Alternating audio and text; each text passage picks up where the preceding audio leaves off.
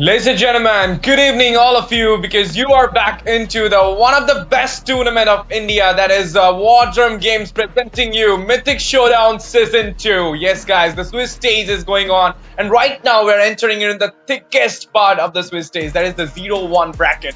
Both these squads have the defeat in the first battle and now they will be clashing with each other, and this battle will be very intense because they need to make a win or else it will be a little bit disappointment throughout the latter stage of the Swiss stage. So of course they need to pull out a win here, and this from this stage we're gonna see a lot of skirmishes, a lot of action from both these squads because a must-win stage has been occurred already in the Mythic Showdown Season 2. That is 0-1 bracket in Swiss stage. This is day number 3. It's your boy STZ in the casting desk, and with me is none other than my co-caster, my brother Zeph will be there to entertain you all. And let me introduce the two teams who want to play the first match at the 0-1 bracket. It is Team Ryuga Esports in the left side versus Team Venom Esports in the right side. We have seen Venom Esports playing in the first bracket of the Swiss, and we saw what happened in this match. 26 minutes, 58 seconds of pure cinematic gameplay. Me and Itami was there to cast out the game. And I remember the game was so good, so deep that even Elusivity find it a troublesome game, and they were about to lose it out, but then the Cannon Minion goes down and they just retaliate back with a reverse attack and the reverse win strategy. But now is the time for the redemption. It is the time for the comeback for Venom Esports. Hope we're gonna see it. So do from the Ryuga Esports, the champ in the wildcard stage, the number 1 in the group section of wildcard stage, are right now going against Venom Esports. Even though both these squads have lost the first game in the Swiss stage, I believe they'll bring their full potential 100% gameplay in this Swiss stage, day number 3, 0-1 bracket. Hello Zeph, good evening my boy. How are you feeling casting out this 0-1 bracket for Ryuga and Venom Esports at War Drum Games? Good evening everyone, as well as my Ashda, because just speaking about this match, like you already talked a lot about these teams. They are an absolute heat right now. They know that even the slightest mistake will be a cause for a lot of trouble for them, because this is the 0-1 bracket. You guys have dropped down and don't want to go even further after that, because you need to make sure that wins are coming on your side as well as the points that you will be receiving, because this stage will instantly make you go towards the playoffs, and the playoffs are the most crucial ones. But for that, you need to make sure that you guys prove that you guys are worthy in the Swiss stage by winning your way out. And just speaking about it, like you talked against Elusivity, Team Venom Esports, they played out their cards really wisely, and Elusivity, they are not the team to be taken lightly as well, because they are one of the top dogs of India Esports series, and going toe-to-toe against them, that is an cinematic scenario that we'll be imagining. But that's not to be imagined, because we have already witnessed that if flexing their gameplay in this match against Ryuga Esports. But Team Ryuga, they are packing a bunch of their as well, because they have training. They have been making sure that they will be redeeming, they will be achieving the mark that they have actually set the milestone of. Is actually going to be the most intense match that we will be seeing, because both the teams, they have dropped down and they need to make sure that they don't go any lower, because with this match they have to be redeeming themselves. They need to make sure that the loss that they have received, the loss that they have tasted on the 0-0 bracket, they need to make it worthy as well. They need to make sure that the loss that they have actually suffered, they need to learn from it, and they need to come back even more stronger with that. But anything else you want to talk about it, Ash? Shaky stat, and now they need to pull it back. This is the way they need to start it off in the War Drum Games. Even though the wildcard stage was so good for Ryuga, but then when the Swiss stage started, when the Mythic Leaderboard teams came up in front of them, they were a little bit shaky. So now this shakiness need to go out and they need to pull it back. What I mean from that statement, it is like Ryuga Esports are well known for their gameplay. Choco Chang been there as the jungler. You all know about his gameplay. He's kind of not interested into the team fights. He rather than give his chance to the pushing. That is what he known for. I mean, any chance of he will see any chance of pushing, he will be going for it, and he'll be taking out those tiers and will be prioritizing those macro into the structures, of course. But now you're against is none other than Venom Esports, who have given a hard chance to Team Elusivity Esports. Even having Prince Senju there, they felt that trouble, they felt that fear of losing out the game because the base was this much. Zeph, the base was this much, Oh, and they pulled it back from that way. So it could have been a 1-0 bracket for Team Venom Esports if they would have won that game, but no, it was the gods' call, it was the gods' plan, whatever you can say, the luck, hard luck, whatever you can say it out. But it was Team Elusivity who finds their win in that last game. So Venom Esports are right now that you can say that lion who is already wounded but having that potential to roar back at this point. And Team Rayuga Esports are that phoenix who is right now emerging out from the ashes and maybe gonna fly higher than the lion. Couldn't even reach him out. So let's see, this lion and the phoenix battle will be ending into a fiery way or into a jungle way. We have to witness it out, and not only us, but our viewers also will love to watch it out because this is one of the professional league of India. Even though the professional war is not there, but still, I believe you already have seen us how we are doing everything. So you know this is the professional league, Mythic Showdown Season 2, powered by War Drum Games and co-sponsored by Vizta Games as well. And now you're watching and witnessing one of the greatest tournament of India, having a 4 lakh cash prize pool plus 2 lakh diamonds prize pool. You have never witnessed this type of tournament in the online phase to the LAN as well.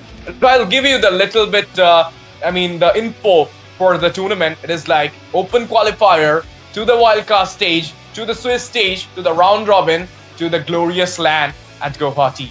And it is already there in the game. You can check it out. But if you're not checking it out in the game, you can also check it out in our Instagram handle, in our Discord handle. If you want to get more info about Mythic Showdown Season 2, do follow us in our Instagram as well as in our social handles like Discord and YouTube. Also, to subscribe the channel to witness Mythic Showdown Season 2 in the live stream of course.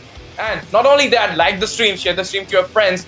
Don't forget to comment it out whom you're supporting in this Mythic Showdown Season 2. Maybe your favorites will be SATUL, maybe your favorite will be RNTX, maybe your favorite will be Sacrishine, but who knows, Underdog can rise because this is War Drum Games. We have seen in Nerd a lot of Underdogs performances, a lot of upsets being happened. So why not in Mythic Showdown Season 2? So if you want to witness it, let your friends know, let your girlfriends, friends, whoever playing this game, even if someone is not playing the game, let them know that something is cooking in Indian scene for MOBA 5v5. Let them come here, let them witness this, let them join our community as well. And not only that, we have 1 lakh diamond giveaway.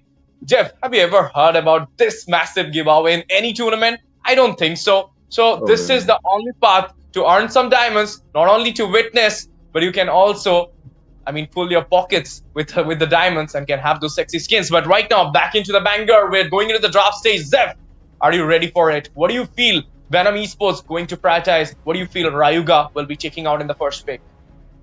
We don't need to take any guesses because we can already see Venom Esports instantly locking on that Kalia alongside Venom Esports. Wait, there's going to be... Oh, wait, Rayuga Esports actually mastered down onto us that... Yeah, and towards the side of Team Venom Esports, they are actually locking instantly on that Lapu Lapu Lancelot, knowing that it is going to be the expanding rivers. Wherever the Lapu Lapu goes, either in the goal lane or in the EXP, he can make sure that he will be rotating really quickly, as well as making sure that the team fights will be a 5v5 or a 5v4 if the goal laner or the EXP laner is unable to fight. So that leaves the side of Team Venom Esports at a really strong rate, but Team Rayuga Esports, they are not to be left really behind because we can instantly see them picking 2 hard counters, the Lunox as well as the Esmeralda, the girls who will be making sure that Lapu Lapu will be having the sweetest moment of its time in the land of Zon will be there. And side of Team Venom Esports, I think they have missed out on a here because I can only see a YZ as well as a Kimi being banned off. But the side of Team Rayuga, they have banned off the chunky guys, knowing that the Alice can be a really annoying hero with her ruins. Just straight towards the backline with the orb and the ruin combo, instantly immobilizing, and the follow-up coming in from the Kato Kacha is going to be lethal. But this time it's not going to be happening because these heroes are going to be banned off, and Venom Esports instantly making sure that it's going to be Ray's favorite hero, Zoshin, that will be in the pick section. must be a thing because like in the MPL scene, you're gonna see that Uh-huh. Jushin is like the goddess in the mid lane. But in the Indian scene, there's more prioritizing the Kimi, the Lunox, the burst ones. But like Jushin can also burst you out with the magic penetration with the Lantern player. So too, she can give that hindrance with those stuns, with those pullouts. So obviously, she is a very core mage in the mid lane. But people in India, I believe, like they're not so much into it, so they don't pick it. But in the latter stage, you're gonna find the Jushin very much exchanging with the Lunox or to the Kimi draft, trading out. You can say that. But currently, the first picking phase is over from both these sides. As you can see, the bans are coming in. It will be the Fedrin from the side of Venom Esports, and from the side of Team Ryuga Esports, they're going for the uh, Ruby ban. I mean, not the Ruby, the Natan ban here. That's a good choice because like the Natan in the late game, when he will get the spike, he can actually bust out. He can actually take out those structures easily. And in the push, not only in the pushing strategy, but into the team fight participation, you need to catch up the Natan, and it's not so easy with the flicker and the entropy. The entropy do have the blink, so of course you need to take it out. It's in the meta right now. But talking about the meta, currently you cannot decide it out that who is going to play in the goal lane. You cannot even say like this Esmeralda is going to the EXP or that Lapu Lapu is going to the EXP. They might be into the goal lane. They might be going for that goal lane clash 1v1 because fighters are right now getting prioritized into the goal lane as well. But thinking about it, I've been thinking like, why not Minotaur for the side of Team Venom Esports? Because it's more like the Minotaur is right now the Guardian helmet, walking Guardian helmet. My friend Ray has already been stated this in the in a GC, and then when I read it, when I went to the game, I read the patch as well. I was like, yup, bro, he's the walking Guardian helmet. Having the Flask of Oasis, Oracle, he becomes the walking Guardian helmet. So of course, like Minotaur might be the prioritized option, might be a good option for the side of Venom Esports, but let's not go to that side. Let's go to the banning phase. Another jungle getting banned, that is the Ishan Shin. You do have the Lancelot, but you're taking out that single double S tier jungle who might be into the S tier right now because he's not having that much buff. But having the early game spike, he might be the one who can destroy you out, who can become a maniac in the later phase of the game, having the early game spike, just like the Natan. But now the draft phase continue. The second phase is on. Zeph, any cases? Can you please tell me? Oh man, just looking into the bans, we can see that Nathan is being marked down, expecting Ryuga Esports that Venom Esports still are lacking on the marksman, which they could have gone in for because right now in this current meta, we can see fighters actually evolving. We do not see much marksmen actually having the mobility skill that they need to be escaping as well as having the damage scaling, which definitely Nathan has. That's why he is in meta and he will be off and standing him against the Granger. You can go to the door, but this time it does not matter because Venom Esports, they have taken your suggestion, Ash. They have instantly logged on towards that Minotaur and they will be making sure that that walking Guardian helmet will be there for their hands as well. Like hero there. Speaking about heroes though, we can see Ryuga Esports having that Hayabusa, so they are making sure that the backliners will be marked really brutally. But right now, the only backliner we can see is going to be Zushin, which can also dodge the shadow kill from the Hayabusa, which can actually leave Chocolate Chan a bit of disadvantage. Nonetheless, though, Oh, because Ryuga Esports, wait. Like I was that's cool. speaking, they Yeah. pick a terror. It might be the first pick in the Swiss stage of Mythic Showdown Season 2. First time we're going to see that Rizla into the EXP lane. Against whom? We're not even sure. Lapu Lapu into the gold. Now we're going to get sure about it. If you're going to see a Granger here, or maybe you're going to see a Irital. Irital, I'm not sure about it, but Granger had it. This could be the option, or else they can actually go for that Arlot pick, or they can actually pull out the Ruby. CC is banned, so might be a Ruby thing, might be a Arlot, or if they don't want the fighters to be into the EXP or to be into the gold, they might go for that Ranger had it to be into the safer choice. But Xbox, you cannot forget it out, my friend. It can be the option in the goal as well. Mm-hmm.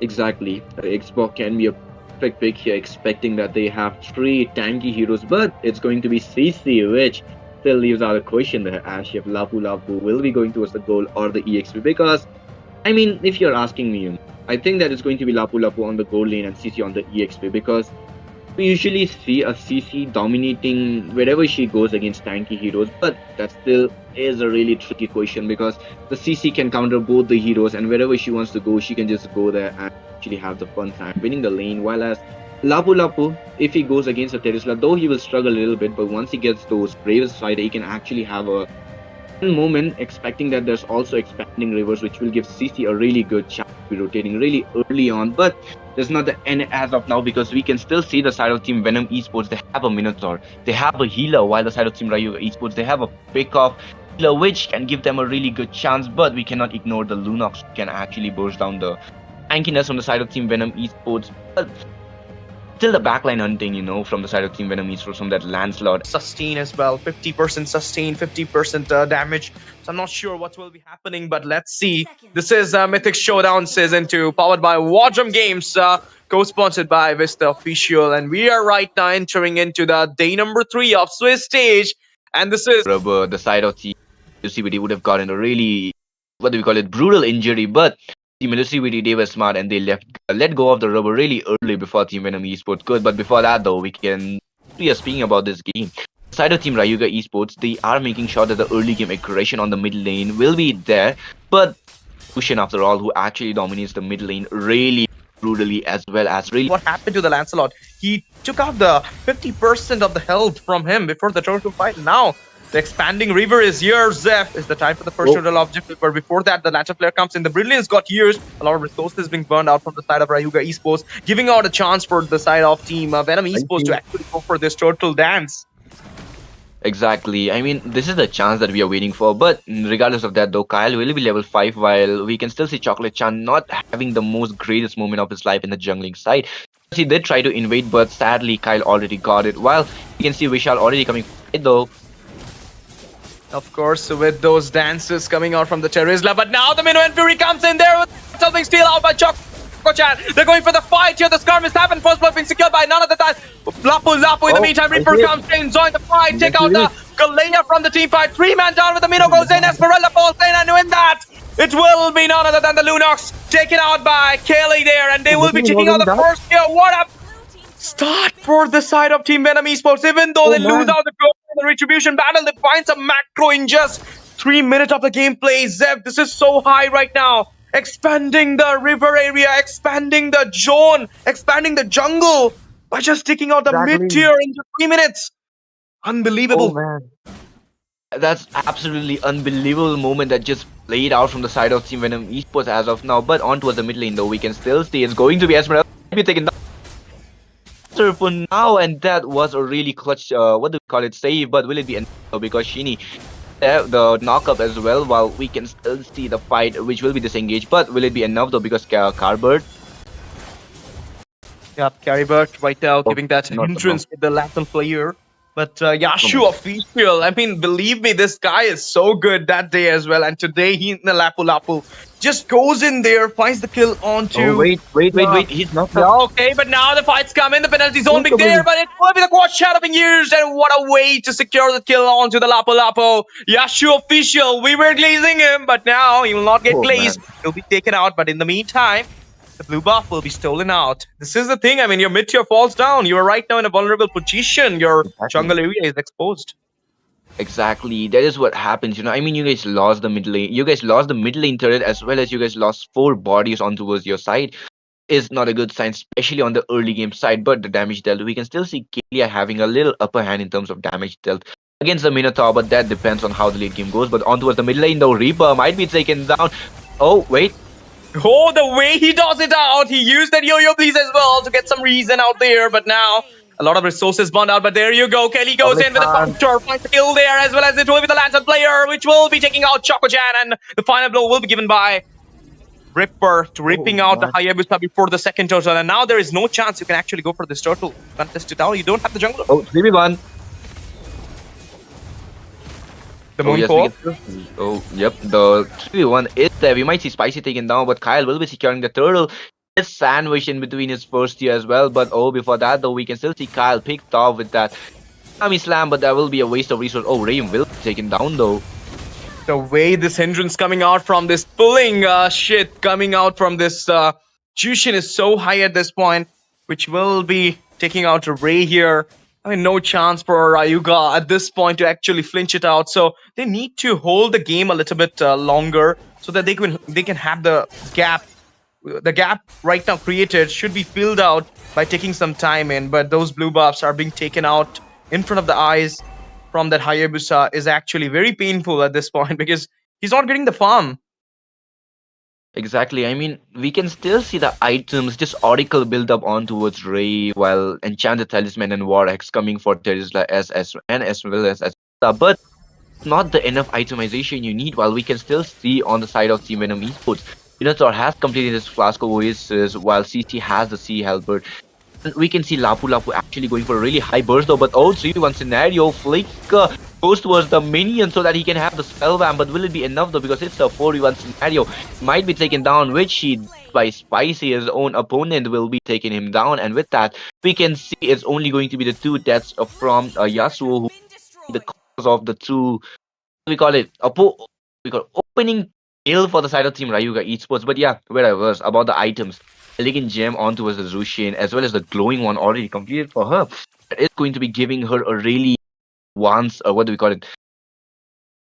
In terms of the team fight, which is going to be a really heavy cost for the side of Team Ryuga Esports, having us anti-heal life bane item already onto as a hero on your opponent's side. That too is a mage who can have a really amazing stun. But oh, Yasuo Yashu though, but now he's going for that fight, and you're gonna see Yashu getting bursted out by Kevinator.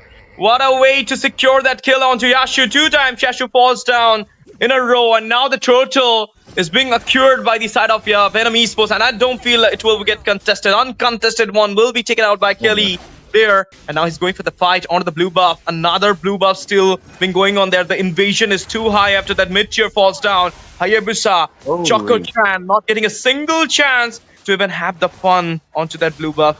The crypts are taken out from his hand. The score is 8-3 at this point. 5 legion to the micro. Talking about the goal lead, it is 3,314. It is so good from the Venom Esports at this point. And talking about the macro, they're already taken out all those tier 1s from each and every side of the lanes. So they're right now vulnerable to that Lord push, or you can say the mighty rush from the Lord. So let's see what will be happening. But before that, it will be the first item priority from the Esmeralda, taking out that Oracle for herself, giving out a little bit of reason, or you can see the Absorb will be a little bit high as well at the point. So let's see how this match goes. But currently, it is still tilted out toward the side of Venom Esports. They're having the upper hand. Exactly. The side of Team Venom Esports, they're having the greatest moment of their time at the moment, amount of healings that they are receiving at the same time. The amount of damage they are ditching on towards the side of Team Ryuga, that is really questionable about Ryuga Esports. But mistaken though, is still going to be Spicy with 38.5k, following up with Yasu with 38.1k as Ray follows up, even though he's a roamer, but we can still see Minotaur being really below. I mean, he went for Flask of basis. We can already see the macro, like we were mentioning in the draft as well, like how Chocolate Chan actually goes in for the 30th rather than going for the team fights, and he is doing the exact same here. He's focused on the macro rather than the team fights, which individually is kind of a good thing. I mean, you are a Hayabusa, you can go in split pushes, have the greatest moment of your life, give out the lane pressure on your opponents, which is there right now. But as we are speaking though, we can see Divine Glaive on towards Lunok being built up, which is going to be giving her a really intense amount of penetration. But Skypios as well follows over the fight though. The follow-up comes in, the brilliance being used, Flicker painted as well, but now the lantern comes in, Kelly goes in with the Phantom Execution, finds the kill on to Kevinator. In the meantime, we're going to see that Bravest Fighter being used as well. Ogi Shadow kill comes by Choco-chan, he goes back there with a 1-for-none trade. It will be Team Venom Esports having the high ground here in this game number 1.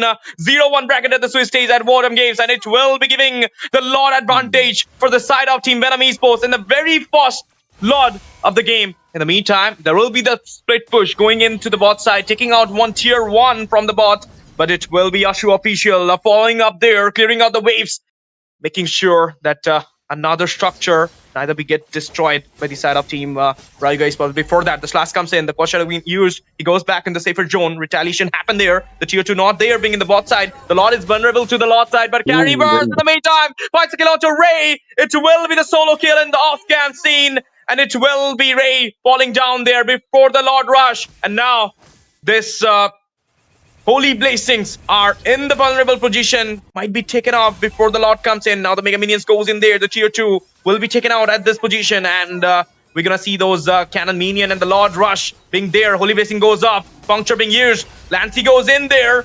It will be the inhibitor falling down from the bot side, but there will be the retaliation, there will be the fight coming in, a redemption arc being written by the side of Ryuga Esports. will not be much. They're deflecting out the lot, but the inhibitors are standing strong into the mid side, so it will not be easy to actually deflect it out. Exactly. The side of Team Venom Esports, they are trying to ditch out as much damage as they can, though, so that they can have the opening to just go ahead and clear out the Nexus here. But oh, pick off though. Tsunami slam, kidnap happen, Kevinator goes in with a brilliant punctured, and there will be the escape from the Lancy, but it will be Yashu official, will be targeting out Kevinator in that meantime, and we're gonna see the zone comes up, Ray finds a kill on 2, Yashu official in the meantime, 2 for 2 comes up, Spicy goes down as well, the EXP laner for the EXP laner, look at the rush, my goodness, Lancy, and he goes for that engage, he goes in there, Flicker comes out, baited up, oh my goodness, the Shuriken comes in as well, but the demonic Shuriken cannot be taken out to your Kaylee, and goes back there, 2 for 2 trade, taking out the inhibitor, win the Lord Rush, everything settled for the side of Venom Esports. They're still in the upper hand, 12-5 is the score is, there is a goal lead of 5,000 almost, and you're gonna see the item sections, F. Oh man, we can still see Kalia not building any defenses on her, which is going to be leaving her being taken down really often. But speaking about that though, she still has the fleeing time, so she can use the Tsunami Slam really often while Hayabusa builds up the Malefic Roar, going for the BOD as well. So he going for the maximum amount of damage that he can ditch out on towards the opponents, knowing that they are tanks. That is going to be the only wise move. But we can see a lot of penetration and melting for the tanks coming in from Lunox, even though she can go in for the casual build with the Glowing One, Genius One, and others. I mean, the usual build that we don't see on Lunox, but this is coming in for Kevin Inter, so he's definitely cooking up something while Chocolate Chan completes his OD finally, while yeah, only person who is taking up a lot of damages, because Ray and Spicy, they are being melted down every time that they are going in for the fights, while Vishal needs to stand on towards his ground really firmly and not even the hinge. But the Lord will be here, the Lord will be spawning in the land of Dawn, which will be giving the side of Team Venom Esports a really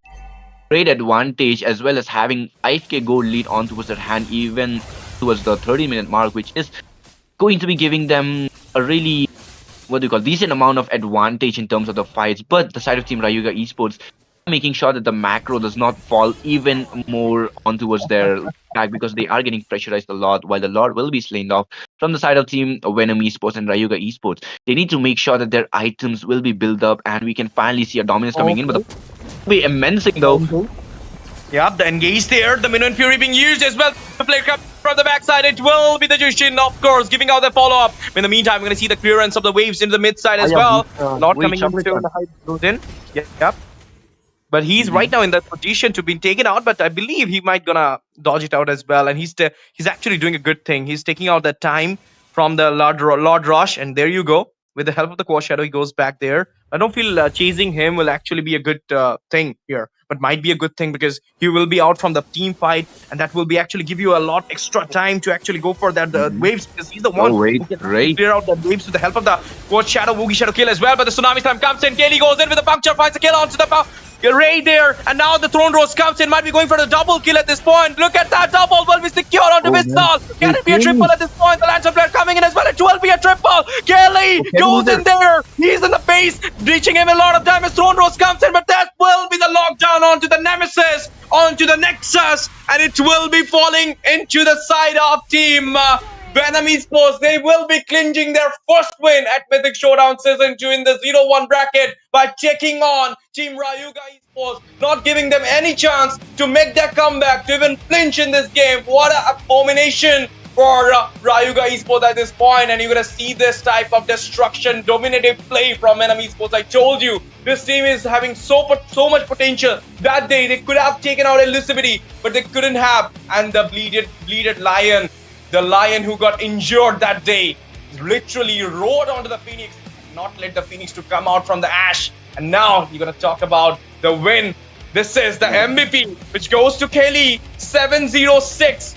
And this is high godlike play from the Kelly. Absolutely carry, absolutely cinematic, absolutely dramatic.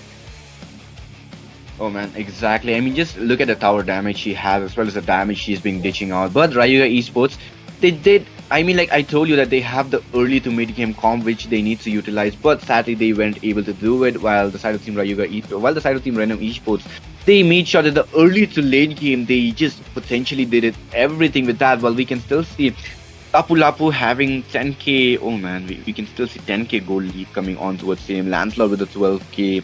Zushin 8.5k, 3010 KD as well. Lancelot 706. Definitely a worthy MVP. While the 47.2k and 39.9k gold, we can still see the difference coming in terms of the goal as well. And if you're speaking about emblems, though, there were a really oddly, what do we call it, emblems that were coming in, because we usually see a Warcry coming on towards the land, towards the higher booster, but this time he needed a little bit extra amount of penetration, which he would have gotten in with the Rapture, but didn't went for it, which left him at a real, what do we call, a little bit of the disadvantage in terms of the early game penetration, which he should have gotten with the Rapture. But on towards Kaylee though, even though he went in for the, what do we call it, for the concentrated energy as well as for the support emblem, which not going to be helping him out because he went in for two supportive items rather than going for full defensive, which left him at a really easily markable position, and he was getting marked down at plus rate as well. While on towards the damage dealt though, we can still see it's going to be Lancelot followed up with what do we call it, Ashwo, who actually had a really fun amazing fight here, and head to head we can still see it's going to be Esmeralda whilst against Lapu Lapu, which Lapu Lapu actually made a really utilizable fight here while having a really advantage amount, having his counter against him. Still he was able to manage it out. While on the jungling area we know that Thorn Road cancelled down the Oni shadow kill, which actually happened out here, and Kaylee was able to utilize it at its maximum potential with the killing spree emblem, making sure that he will be regaining HP every time he will be getting the kills. On towards the mages, on towards the mid laners though, as we were speaking, it should have been Lunox who would have had a really fun moment melting down the tank, but sadly she was against Caribert, who is on towards the Zushin, which really good laning phase, having the lane dominance on towards his hands as well, which will be here giving him the upper hand in the rotation, which eventually led to the lane being dominated. While on towards the roaming section, like I was speaking, it's Kalia on towards the supportive items, late on towards the dominance, which left her at a really markable rate once again, I'll tell you. But on towards the EXP side, like we are speaking now, as we can see, it's going to be Vishal against Reaper, while Reaper instantly went in for the Sea Halberd. Combined with that War Axe was a really intense amount of scenario that came in for the Terizla, because he wasn't able to rotate because of his slow movement speed as well. Burst Oh damage my goodness. much, Look but at that. was Sorry. a rich guy. The rich guy. 8 gold Everything per goes to minute. the man. Kaylee, of course, the way he took out that triple kill, and obviously the Guardian, the wingman here, is of course Sheeny with the Minotaur. I told you, the walking Guardian helmet, already been stated by Ray there after the patch. And so do the Esmeralda play was so good though, but it didn't work the way it should have. I mean, even though you have seen that a lot of times Yashu was being caught up by the penetration from the Brilliance, from the Light Ult and the Tsunami Slam, but then in the end, we saw that it is Team Ryuga Esports who got down by the side of Venom Esports because of that mid lane trade. The very first mid lane trade happened at the 3 minutes. They took out that tier 1 there. After that, not a single blue buff went into the bag of jungler, that is Choco-chan. Even though he finds his way to the split push, but without the blue buff, even if you are building out a rupture in your emblem for the extra penetration, for extra damage output, but you don't have the blue buff, you don't have that buff from the very beginning, the early game spike is not there, you cannot actually control the Jushin and the Lancelot there. And you told about the Lancelot Throne Rose can actually be a big counter for the Ugi Shadow kill. So that's what happened in the whole game. But I believe Ryuga Esports rectifying their mistake, coming back soon, because this is not the end. This is just the start. Venom Esports, congratulations for the win. And now we'll be taking a short break at the War Drum Games Mythic Showdown Season 2. We'll be coming back soon for the second game of the night. There will be more 3 games. So stay tuned with us. Stay hydrated. Eat your chips packets. We'll be coming back. Peace out, guys.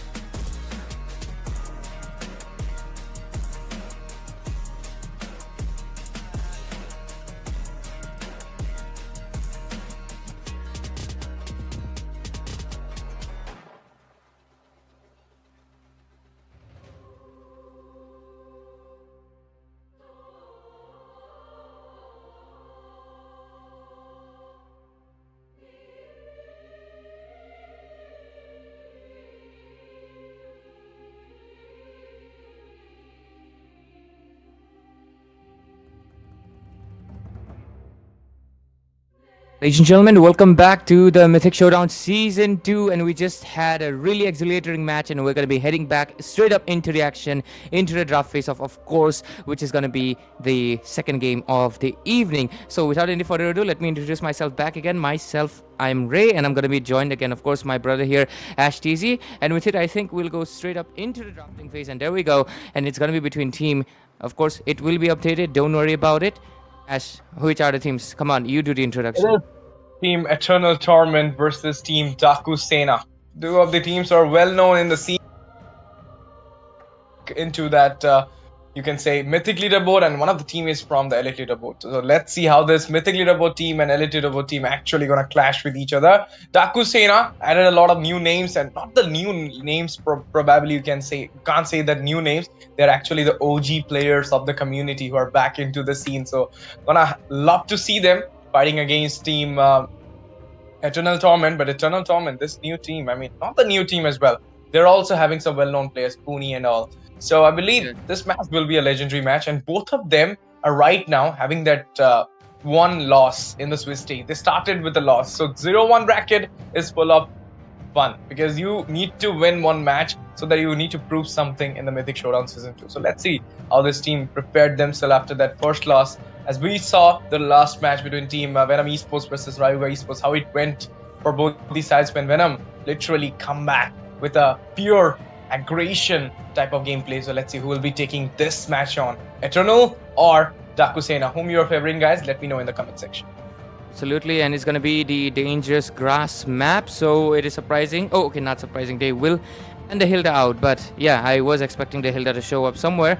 But along the lines, Eternal Torment will go with the Yu Zhang over here, and will most likely have the XP lane hasn't been picked yet, right? Phobia is still left out open, so I think that is something they might like to opt for if they want to. But at the same time, let's just wait it out, right? Until then, what else do we have?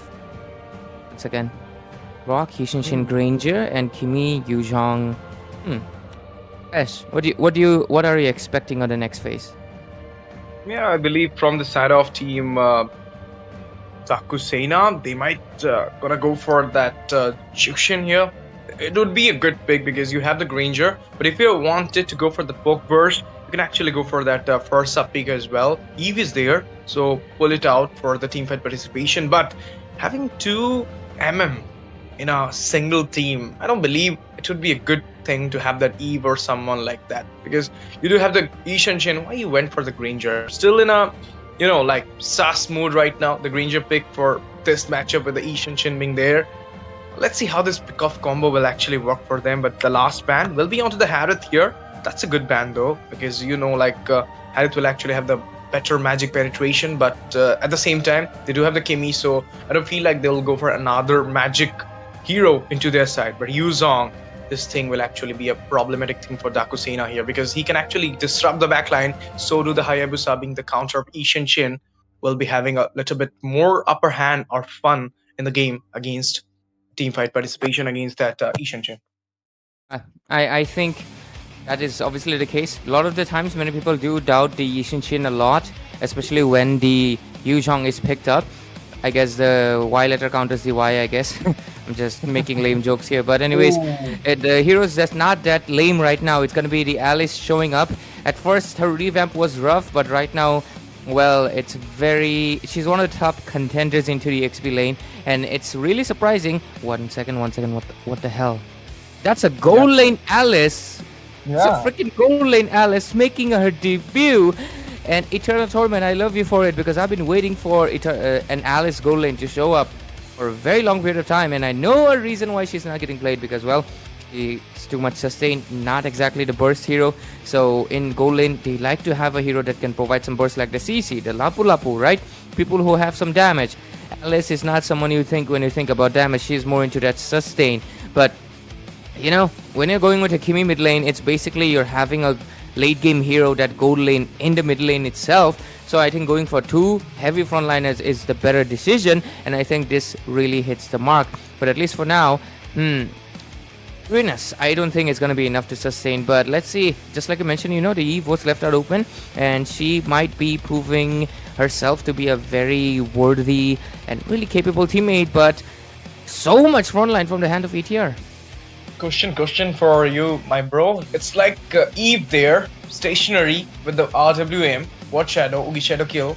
And he vulnerable. Yeah, it's pretty funny. ETR has all dive. It's all dive heroes. I don't know why Not they as went for simple. the. It better they could have built out something else here, but the Jushin was banned. Jushin was the perfect hero here for the side of Dakushina. I'm not saying because you are here, but it is actually the thing. But they banned it out. So perfectly, the draft has been done by Eternal Torment. So I believe Dakushina, they needs to actually show their synergy in this game more than the draft, because I don't feel like the draft has been won by them. It's 70-30 right now in the draft for Eternal Torment versus Dakusena. They do have the counter, they do have the Yuzong, Alice being there as well. So it's more like they have all those pick-off rates for them, Kimi being there, and you have two goal laners with Eve. So it's like the Hayabusa really gonna feed you on, because 3 squeezy heroes for the Haya. I don't know why they went for that Ishanshin Granger thing, but I think it might be a backlash for them. But let's see. I mean, this is just a drop, guys. Execution part is yet to come. So it will be there in the game, so we cannot judge from that very soon into the draft. Let's see what will be happening in the game, guys. Absolutely. And with it, the draft pick has been done. And there we go with the spells. All flicker for Dakusin over here.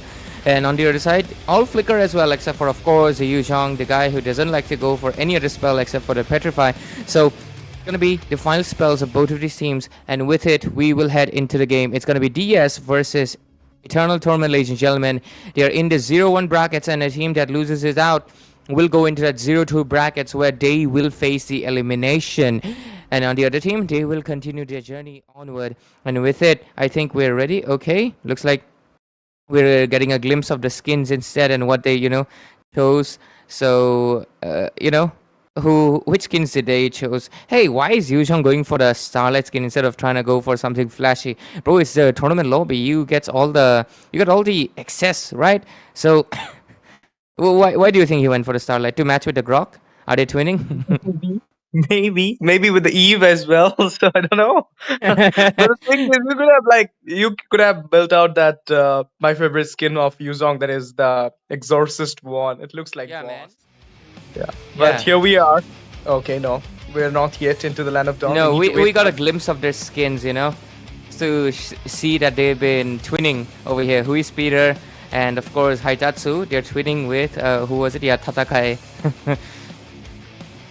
Peta will be seen into the Eve. So I mean, I told you, like, big names are there from Dakusena. Haitatsu, the Roamer, still being there. Zaz into the EXP, and other than that, 3 names will be really primey one here, because having Funny Valentine, Ryu, and who is Peter, we're gonna see this match going maybe into the hand of Dakusena, or maybe ET will be clutch it out from their face, because both the teams yet to take their first victory at Mythic Showdown Season 2. So let's see, guys, who will be having the victor and who will be in the defeat position.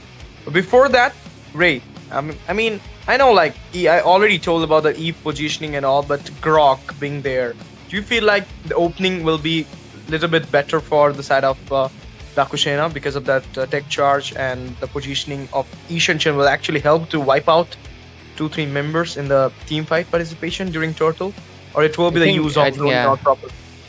I think, yeah, because just like I mentioned, I think Grok is one of the, literally, I think he's the #1 tank right now. I think Minotaur comes close with the sustain and the knock-up, but the Grok itself is really a big menace, considering the fact that his ultimate, it's a massive shake. It's literally an earthquake that you can see in the Land of Dawn whenever he casts it, because it can knock off 5 people. It has a massive area of effect, and even if you do like miss it even slight bit of it, it's big enough to the point that it will still hit. So I think that's the main reason. But anyways, I think still it is up to a little bit of a debate, because Alice can also blink out. Khalid is not exactly the hero, and neither is the Yuzhong to blink out that easily. But let's just wait until we start into the game and go into the Land of Dawn itself. Until then, I think we're done with the spells and everything. Yeah. So, Hmm. anyways, I think we're just gonna wait out here and look at their faces and everything. I really love the No, fact that what is it? not only that, we're gonna talk about is this crazy Pappu is the prime super prime Pappu? Yeah, Super Prime Pappu. His name was Okay. too long, because I mean, imagine Super Prime Pappu. That super would be above his face. So he wanted to, shorten it out. So yeah, I mean, look at Funny Valentine. His name is covering his face. So Funny Valentine, if you're there, maybe change your name to Valentine only. I mean, I get it. Okay, Funny Valentine. It's a reference. But anyways, with it, we're going into the game. We missed out on a few seconds, but it's okay. With it, it's gonna be the first turtle already getting taken and a few kills shifted into the hands of ET. But No look at that, problem. okay. A pause will come in. It will most likely be to accommodate any changes or anything. But till then, you know, since we got kicked into the game in a little bit of a mid phase, right? Hmm. Look at that. I 0 to mean, look 5. at that the lead, bro. Crazy Pappu is 201 KDA. Isn't 201 KDA? And we're talking about him that the aggression of this Khalid play in the dangerous grass is so accurate at this point. And look at that. The wall comes up, knock up as well. There will be the Desert Tornado coming onto the Granger, and now he's getting cornered down, but there will be the retaliation coming in. Rhapsody comes up as well, teaching a lot of damage onto the Alice, but he's not gonna take him out there. But the second turtle being there, Ray, whom do you think gonna have it on? I believe Puni might be. Yeah, most likely Pune because I don't think. Yeah, YSS is going for that 4-1 rotation. So I don't know why they're trying to contest it here. They should also try to shift their location. I think they're just trying to distract from Ryu. So maybe that was their decision. But Yuzhong is going to be going back with the river speed buff. This is the dangerous grass. So Yeah, this let's is the see. Yeah, dangerous let's grass. wait. Let's wait. No, no, I'm sure this is the dangerous No, no, no. grass I because. mean, like, let's wait until they like execute something because so far though, Okay, yeah. nothing much. Yeah. Nothing much yet because onto the top though, you're gonna see Hey. that we are being fallen down, but it will be crazy Pappu overextending there, taking out Peter, and he will be taken down as well for the overextension. 1-for-1 is a trade, but it is the road for the mid laner. And in the meantime, tier 1 onto the mid has already been fallen down, expanding the jungle area. So to the top side, Puni will be the one taking out the tier there, and now the blue buff is in danger. The invasion been going on there. The Yuzong goes in with a dive, reaching out a lot of damage onto the Uranus, and right now we're gonna see the rotation coming in there, but Puni will be the one securing the blue buff in front of the face of the Ishan Shin. Having no blue buff will be vulnerable for the Ishan Shin to actually cope up with the game. It is Ryu though, Mountain Chakra released there, as well as the zone coming in. It will be the Tatakai going in. Ryu falls down as well, but now might be gonna see a double kill. Tech shot might come up, the knock off his wing there, but it will be crazy. Pappu goes in, Death Sonata, and it will be the triple kill for crazy Pappu with the Desert Tornado. My goodness! They're raising Sandstorm, Desert Tornado combo with the Flicker, and Tatakai with Prime Pappu will be the one securing that triple kill. The Roamer is right now destroying the hope of Dakusena in Mythic Showdown Season 2. It's not looking good because again, I mean, Ash just really laid it out on the team fight, but we can clearly see.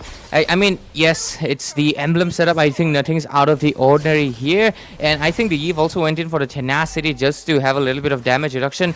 But I think going in for the bounty hunter would have been a little better option in case. But with that 1-for-10 score, okay, Khalid's gonna get stuck here, but he got the Desert Sandstorm to just get out of it.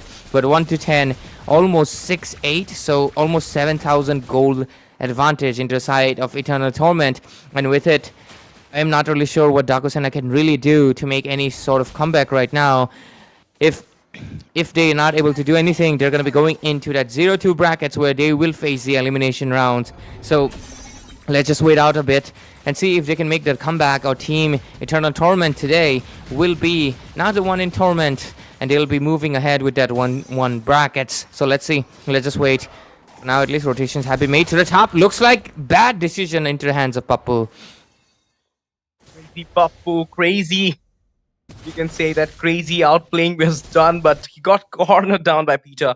But in the meantime, we're going to see that 10:2. The ratio of the micro is too high, and you're going to see that 6,250 almost goal lead into the hand of Team Eternal Torment.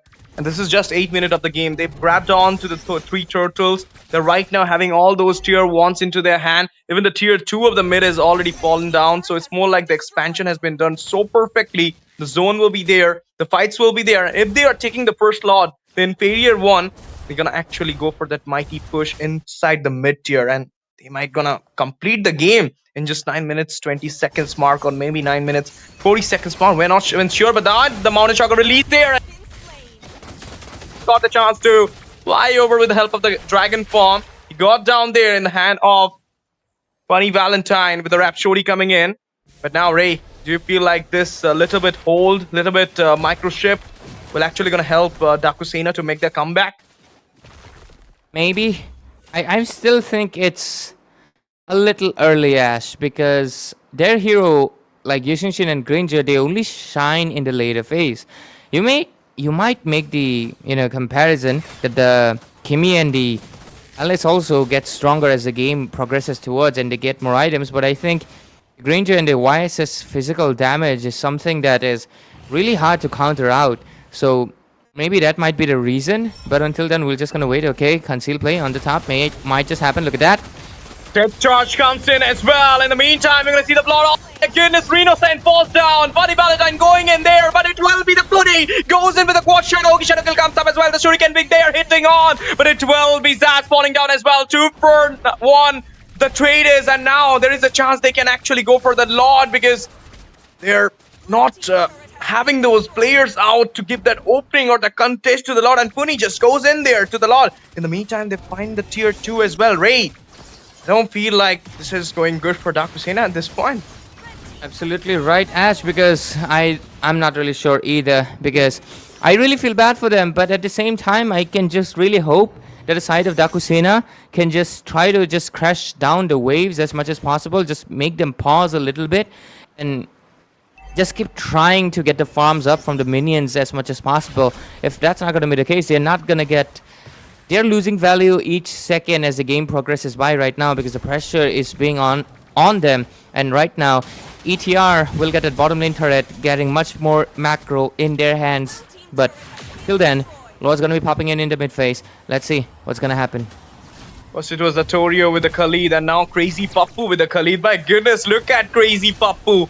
He's at the KD of 623. The Holy Blessings falls up. Lord goes down as well, but now he's getting torn down there. Cornered by the whole squad of DS, but still finds his way back with the help of the Sand Rays, and will be using the Sand Guard as well to get that reason into his hand. Even though there was no skirmish, there was no scratch from Team Eternal's Ramen. Anyways, 4-12 score still remaining. Lord advantage close to a 8,000 gold advantage into the side of Team ETR right now. So I think we're just gonna wait out a while until the next Lord, because they have successfully made a defense. But okay, Wishing Lantern into the hands of the Speeder. So I don't think that's enough damage. I think only with the Divine Glaive they might be able to do something, So let's just wait what happens until then. But oh, look at that. Puni gets that Malefic Roar, Sky Piercer, and even the War Axe. Everything is done. So I think it's going to be really hard for, the team Dakusena to really make something.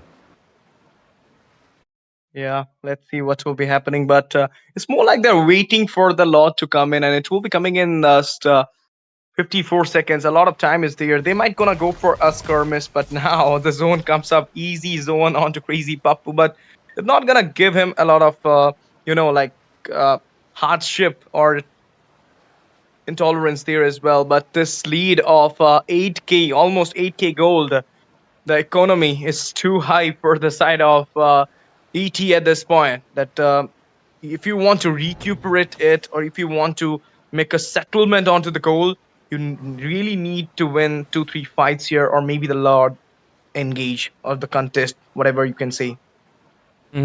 Absolutely. So I guess we just gotta wait for Dakusena to really come online and give us a better contest to the side of ETR.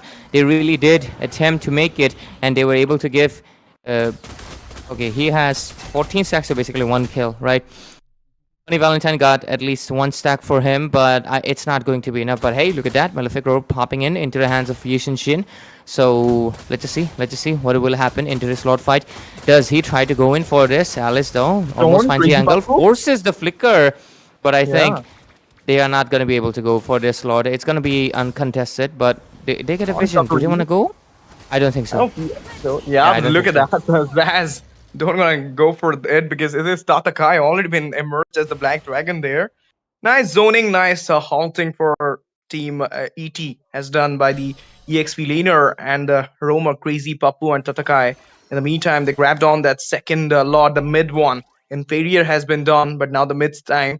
But when they will have the super one, will they gonna sustain it or not? We're not even sure that this mid one gonna sustain or not by Takusena. If they were about to do the defense, they might gonna pull it out, but we're not even sure because of the goalie. 10.2. The last time I saw it was 8.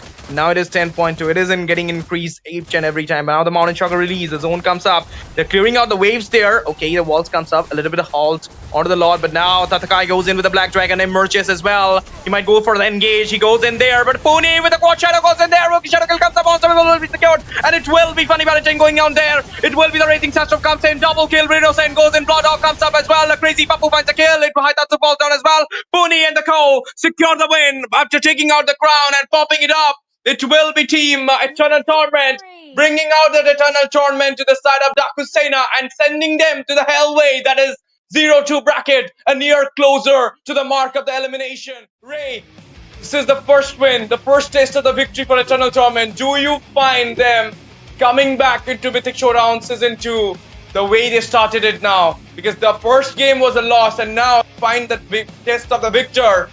Do you feel like they're back into the track, or it's just Dakusena who are not so good today in the mark? I honestly think ETR just played better. I think Dakusena did have a good draft until, just like you said, I think that Eve was a very sticky situation, but I think they were cornered into having that, right? So I think that is one of the reasons. Second thing is definitely ETR has been playing really tough opponents lately. If you know, they've been fighting. Their first match in this stage was SATL Esports, really known for having a long win streak. And when you face them and you perform really well, actually, they were able to contend with them, but still they lost that one. But right now they're coming back on track, and this is their first win. So maybe into the next match we will be able to, give them a proper decision. Like, yep, they have done it, but with it, there we go. The leader, the captain, Puni, gets that MVP 607 with a full build Hayabusa. That's why he bursted out, who was a Funny Valentine immediately without any contest. Team fight participation, 76%. So really goes to show how good he performed, and I think it was really deadly on his hands. But anyways, one thing I really want to mention is that, ladies and gentlemen, right now Eternal Torment is going to go for that. What is it? Oh yeah, 1-1 brackets. Yeah. Meanwhile, Dakusena, it's getting tougher for them because they are going down to the 0-2 brackets, which is the elimination rounds, because in 0-2 they will face in a best of 3 series with another 0-2 team. And remember, in Swiss stage, guys, it is 3 losses and you're out, and 0-2 is basically that last match you're going to be playing. Either you go to that 1-2 bracket, or lose it, and you're out of the Mythic Showdown. Bro, I mean, even though you're gonna see that KD of 607, unkillable, the man, the myth, the legend for Eternal Torment, Puni. And there was a time we say that don't give Hayabusa, don't let that Hayabusa for Ryu, but now it is like, don't let Puni have the Hayabusa, man. So he found it way 607, but look at Crazy Papu. I mean, this guy is literally crazy with the roam. 726 KDA. He's having more kill, more assists than Puni is having more assists than the roamer, and he's having more kill than the roamer. This is what the difference being set up by Eternal Torment. When we started the match, it was a little bit delay from our side, but that was a 0-5 score. Turtle being on. 2-0-1 was the KD of Papu, and then he found a triple kill in this game, and look at the head-to-head now. We cannot even compare it. Funny Valentine, he was the only one who was carrying the whole team of Dakusena, but what can he do? You cannot go for a 1v5. This is 5v5, MOBA 5v5. You need to pull out a ace or A+ gameplay from 5 of your members, and Eternal Torment did that. And now you're gonna see that Hayabusa Puni with a 10.3 with an obvious MVP onto him, the carrier, the rich guy. And look at this. This is obviously Kemi into the hand of Kai.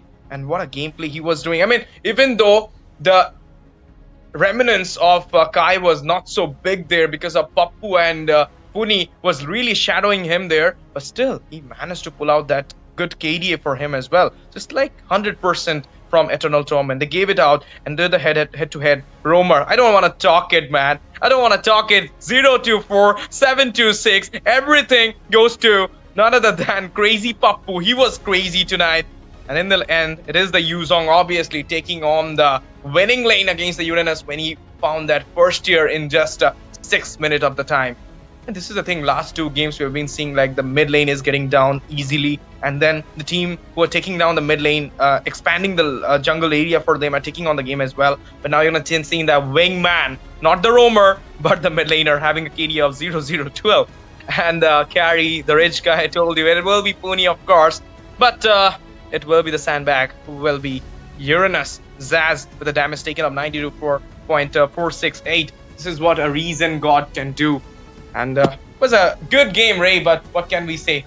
A winner takes it all, loser has to fall, and the loser is Dakusena.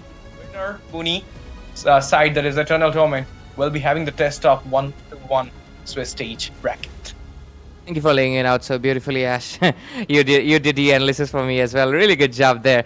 But anyways, with it, ladies and gentlemen, we're going to be taking a short little break right now before we head into another match, of course, and give Ash a little bit of a time to obviously sip on some water, but make sure you also stay hydrated. And with it, ladies and gentlemen, we'll be right back with the next Best of 1 series in the Mythic Showdown Season 2, so don't go anywhere, and stay tuned, of course, on War Drum Games.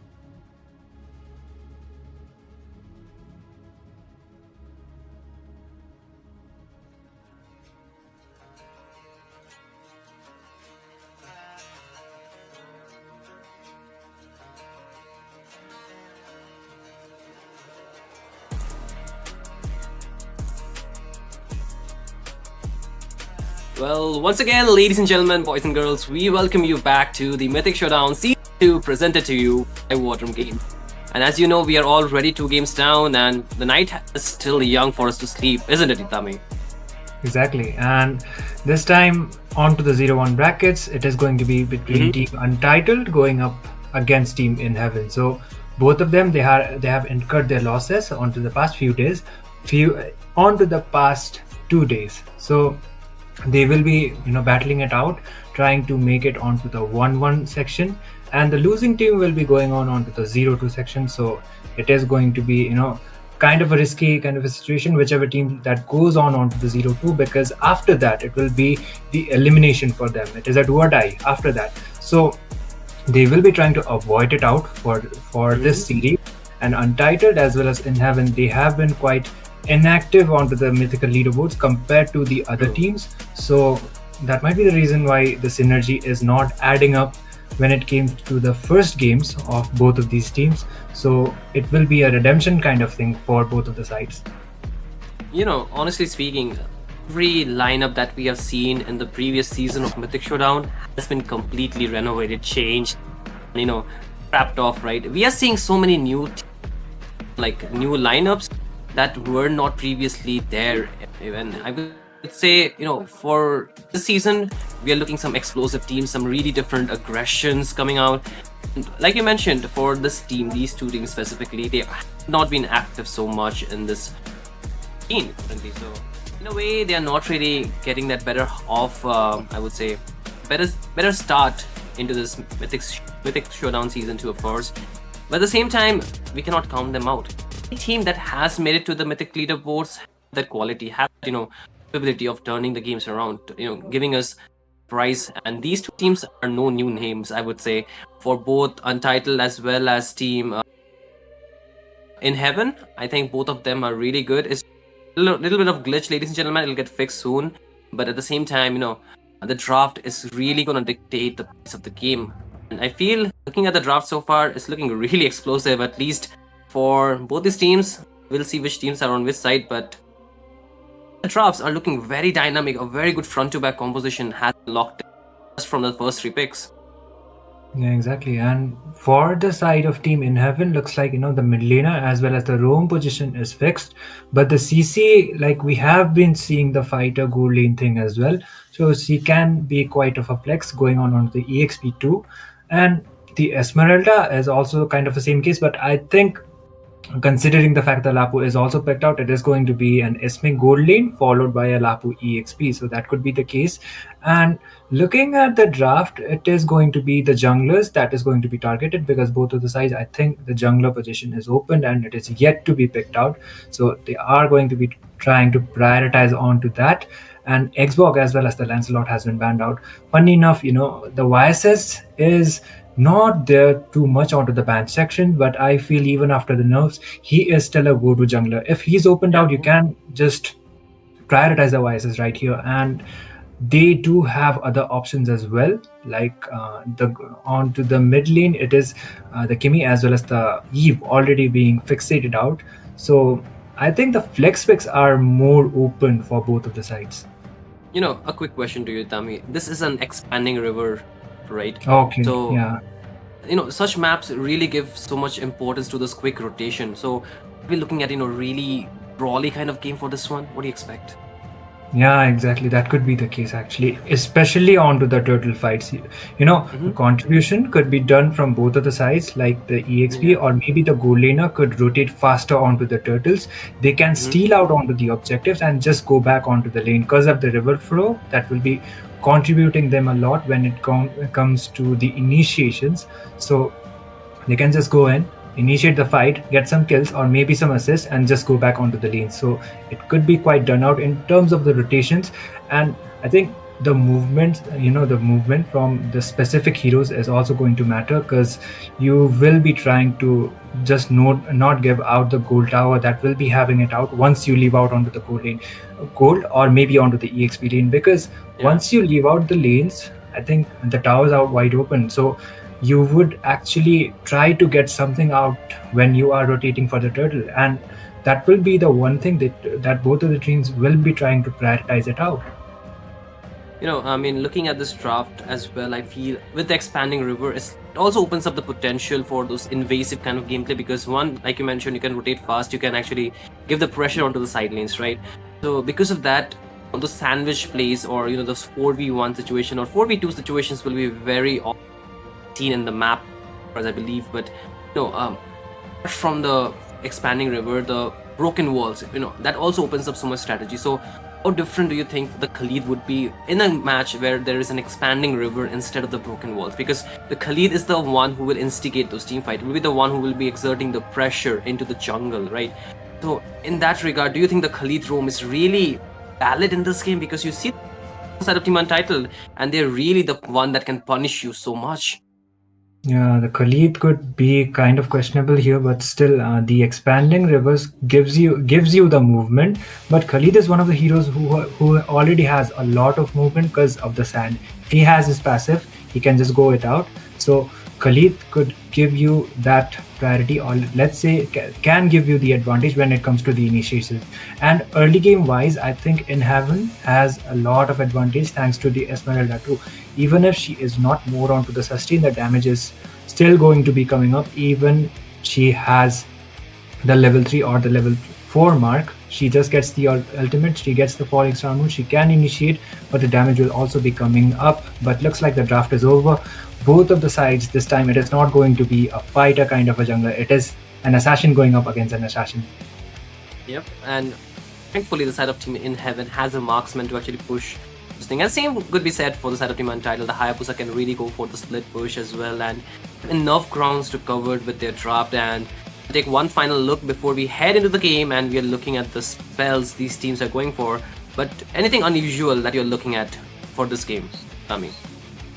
I think they, prioritize the Eve quite early. Maybe they were expecting a fighter kind of a composition onto the jungle as well. If that was the case, then Eve could actually work out wonders. But in Heaven, they do have the Kimmy. The marksman role can be played it out, and she is a mid laner, which is going to be dishing out the magic damage. So when it comes to the RWM plays, the Eve is going to be a lot contributing, but it will be depending upon the positioning as well as the itemization, how fast she is able to itemize onto these fights. And the Kimmy, she needs to make sure she doesn't get caught up by the quad shadows as well as the OG shadow kill from the Hayabusa. That is going to be, the key objectives for either of the sides. And a lot of pressure will be there from both the sides because they are really some of those heroes that can actually go in and engage, especially for the Lapu Lapu Esmeralda as well as the Khalid from the side of Team In Heaven. And for the side of Team Untitled, the Hayabusa, the Garud Kacha can put pressure, of course. And there's so many heroes too who can actually soak the damage as well, especially from the Kimmy.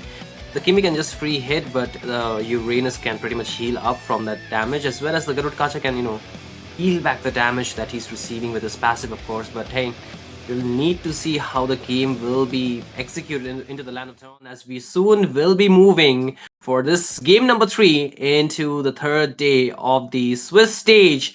The Mythic Showdown Season 2, ladies and gentlemen, boys and girls, this is presented to you by War Drum Games as we head in the game for this matchup, and we'll see if the team will get the advantage from this one. Onto the caster deck is going to be me, Shinryu. I'm joined by Itami for this match. Yep, and this is the game number 3. So we have already mentioned it out. It is a 0-1 bracket. So the losing team will be going on to the 0-2. Meanwhile, the winning team will be going on to the 1-1 bracket. Both, the two of the teams previously have already made it out onto the 1-1. So they will be trying to join them out. But early game skirmish, look at Daki getting quite poked down. This is why the Khalid can still be a valid pick onto the early game phase. They will be having quite of a control onto that, and looks like he is trying to get out some visions onto the orange buff as well, making sure they are not taking it out quite early. Yui is actually getting quite poked down as well. Yeah, absolutely. Feel the early game, the Khalid can really do so much. And we'll take one look at the items, the prior items for these members. And we are not seeing something very different apart from the fact that I would say just one Wilderness Blessing going for both the sides. So they're just prioritizing the rotation, especially for Daki, actually, which I'm kind of surprised. I think she does require this rotation, but Expanding River, I don't think so. You need that. Just go for something like the Bargain Hunter for quick items, because your items will be much more important apart from the fact that the rotation will be maintained. You do not even need shoes necessarily for playing on this map. But again, it's more about positioning. You need to evade skills that are coming out. So that could be the mindset that she's going for into this game. But at the same time, both the teams are making the rotations on towards the EXP lane for the first turtle to be spawning in, and they need to put the setup properly done, because if they do not get the prio setup, I think they can lose out the advantage for taking this one. But once again, the Khalid will be chunking down some HP of Super Justin, but he's still okay. Does have the revitalize, so still a very 50-50 that we're looking at. But again, mid lane, a lot of skirmish going in, but the flicker really baited out early on. There will be the electrifying beat. Pulse does not really connect, but it will wait out. Vitalize from Super Justin, but at the same time they're getting zoned out, poked down a lot more, but they're still trying to fight it out. Cutter might be in a big trouble because he does not have AOG, and he will be first blood in this game. With this, the RWM will be drawn down, but the Flicker will be saving Esmeralda, and he will be getting out to the saver zone, but the turtle is still who's gonna get the retribution is still a question, but Esmeralda will be low down on HP, but Hayabusa, that's gonna be Kevin picking up the turtle, but Esmeralda still trying to run out towards the safety, able to do so, but it's one kill, turtle of Team Untitled. Yeah, there's good zoning coming up from the side of Team in Heaven actually. Once they got the first blood, they did make sure, Super Justin is not going to be there onto those team fights. And he didn't have the level 4 mark for his side as well. Taki is quite low. Joy does has the electrifying beats, but looks like she will be aware of the fact that Katot could just taunt him. So he will just be going back. Bravest Fighter being used out onto the bot as well, but still the Uranus will somehow be able to sustain the damage, but he has the Purify instead of the Revitalize, so that will be the one thing trying to avoid. Oh, Nore? Still survives, oh my goodness, but not for too long. KitKat said not today, but he cannot find an escape. It's 1-for-1 for both the teams, but more rotation coming through. But I don't think so. They are trying to take another fight here. They will go for the disengage here. Yeah, it was a golden for a golden trade actually. Even if the CC did dive in onto that factor, she was taken down onto the process. So it was an okay-ish kind of a trade, but looks like the itemization wise, CC decided to go out for the Fury Hammer first. So it will give you out the additional damage, which will be requiring for the fact that you are a gold laner, and somehow, some way, there's not a marksman onto your team. The marksman kind of a gold lane damage is not coming up, so something is definitely required to dish out some damage. And looks like the turtle will be spawning onto the next 25 seconds. Both of the teams will be going back for now. They will be trying to just do the basic rotation, and as well as try to secure their buffs not getting invaded, and that will be main kind of a priority. But this is an expanding reverse, so looks like both of the teams, they will be trying their best in terms of the contention of the second turtle. In Heaven has it first, so they do have the lead for their side, but in terms of the gold, Untitled are actually evening it out. Yeah, I mean, the gold is definitely into their hands, but it's not too much of a lead. It can be just get taken back. But again, the turtle objective, the neutral objective will be there, and both the teams would try to incorporate some of the rectification that they want to make from the previous fight. The mistakes should not be repeated, but the bravest fighter will be going in with a lot of damage, but still the zoning out is there. Neither of the team is actually practicing the turtle. They're going for a full-fledged fight this time. The RWM will be there, the AOG, and that up a kill onto was Renki. The jungle is down, but Mihawk will be taken down shortly after. Two members down from side of team, not Untitled team in Heaven, and with this, Untitled should get the prio. They're really zoned out towards their own side of the jungle. The HP might be low on towards Kevin, but his team is there to support him, and pretty easy turtle that they will be able to secure. Yeah, Untitled gets the turtle this time, and it was actually Untitled as well onto the second one. So they will be expanding the lead, and that was actually a really good initiation onto the turtle lane as well, with Daki using the RW as well as being combined with the AOG. Good combination coming up, so that gave them the upper hand when it came to the contention of the turtle. So the lead is quite expanding, and Team in Heaven, they are yet to find a proper opening, and slowly but surely Team in Heaven, they need to make sure they might be getting some shutdowns or maybe some gold onto their side, onto the mid. Poking is still going around, but it will still not be enough to get out the kills. And CC, on to my surprise, of course, she will be going out with the War Axe, completing the Fury Hammer. So definitely a damage CC onto the gold, so she will be able to itemize out quite well compared to the Esmeralda. Absolutely, and this early game is not really the best suit for either of these teams. Yes, the Hayabusa does require the snowball, but he does not have much kills on towards him. Instead, he has 2 assists, but still the gold does count, right? Any kind of gold is gold for the Hayabusa to actually just pry out the items. But again, a quick lane switch up will be there onto the map from the side of Team Untitled, and with this, they will be just preparing for the next turtle soon. But at the same time, you can see the top lane will be the priority for Team In Heaven. They want to put pressure, but at the same time, they're skeptical positioning of Team Untitled, so they do not want to just push their luck, just take a losing fight. Being really careful, a good sign for them, because point all they need to do is farm, farm, and farm. If they get proper farm, they can dish out the damage. But problem is, even your opponents will be getting the farm, so it's gonna be a really good call for them to actually wait for the mid to late game here. So Itambi. Yeah, it would be actually a better option because you will be able to, even up when it comes to the itemizations as well.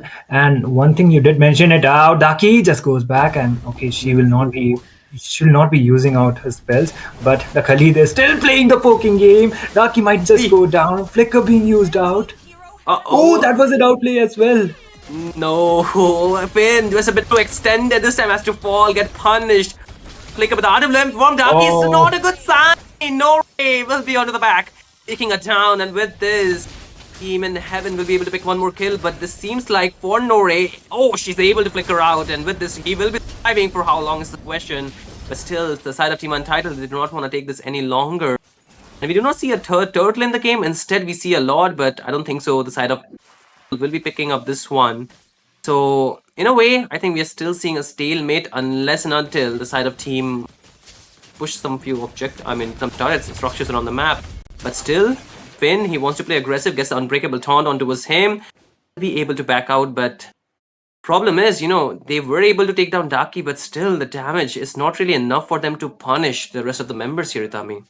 Yeah, even if it was kind of a shutdown, she was almost onto a killing spree. Taunt once again. Oh, the Raging Sandstorm being used out by Finn just to escape instead of initiating. So that is kind of a good trait considering the fact Khalid, when he gets the Raging Sandstorm onto the mid game phase, the cooldown timers are still up. And one thing about Team Untitled is their draft is mostly dependent upon their team comp. Falling Star Moon comes up. Oh, they want to take it more than that because I think they are still hungry for some blood. Nora is into the front line, does not really have the flicker, should be really careful or, burning up those resources once again for the rest of the team. But at the same time, they're just playing a discipline. They're not really trying to push their luck. But we can see on the screen, right, the damage taken. Nori will be number 1 on the list, followed by Super Yui. Yeah, Nori, in terms of the damage taken, he is number 1. But I think in terms of the gold, it probably should be the CC or maybe the Hayabusa, and heal ranking is going to be Nore as well. The spokes are still coming around. Maybe they will be trying to invade onto the purple, but for now Justin is just getting out the visions.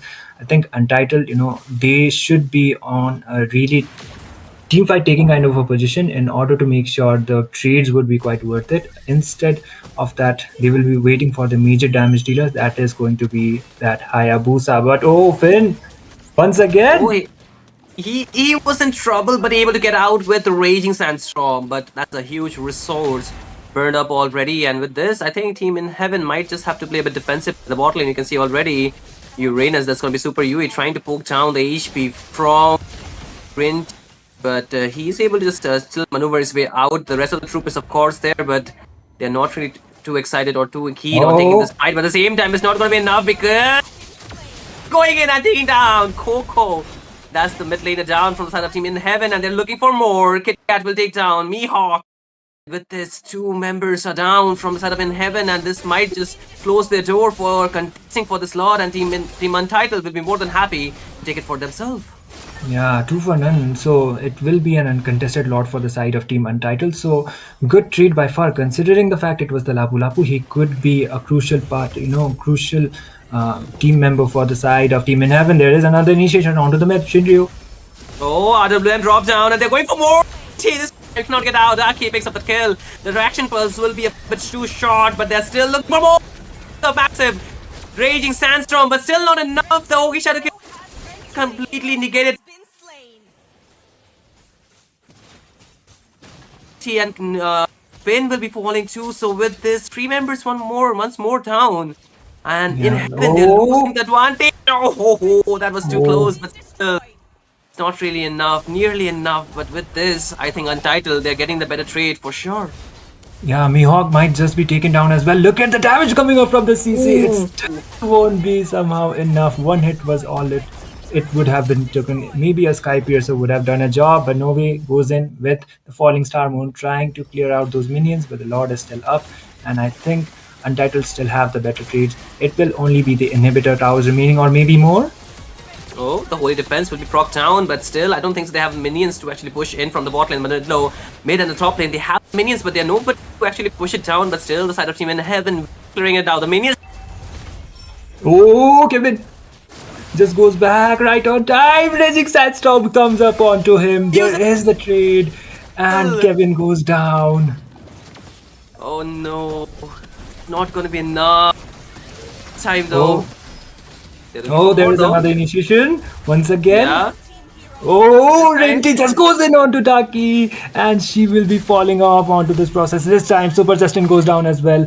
That will be a 2 for none. Actually, a 3 for none for the side of Team Untitled. And looks like in Heaven, they are slowly but surely coming back with the overextension that happened from the side of Team Untitled. And it will be Team Heaven trying to find out more of the advantage. More looks like they will be going in directly onto the mid, but dead timers are already up, and Untitled will be back onto the Land of Dawn.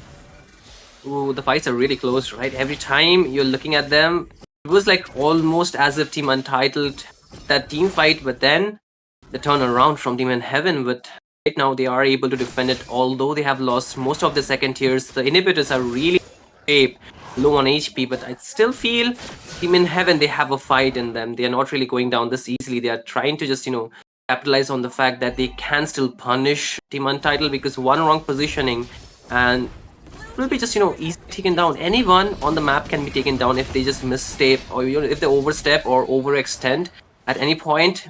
This stage with the Lord spawning in, I think both the teams might want to take another pick off, right? As of now, we are talking about it, right? The electrifying beast stuff from Renty, but it's not going to be taking down anyone. But still, the bravest fighter going in onto a Super Yui, but he's able to heal back up. Nora is there onto the front line, trying to chunk down the HP, but she's getting stuck. And this might be too much. No. Oh, no! Yes, it. Guessing. More members are in trouble, and this time Mihawk cannot find an escape. Double kill for Kevin.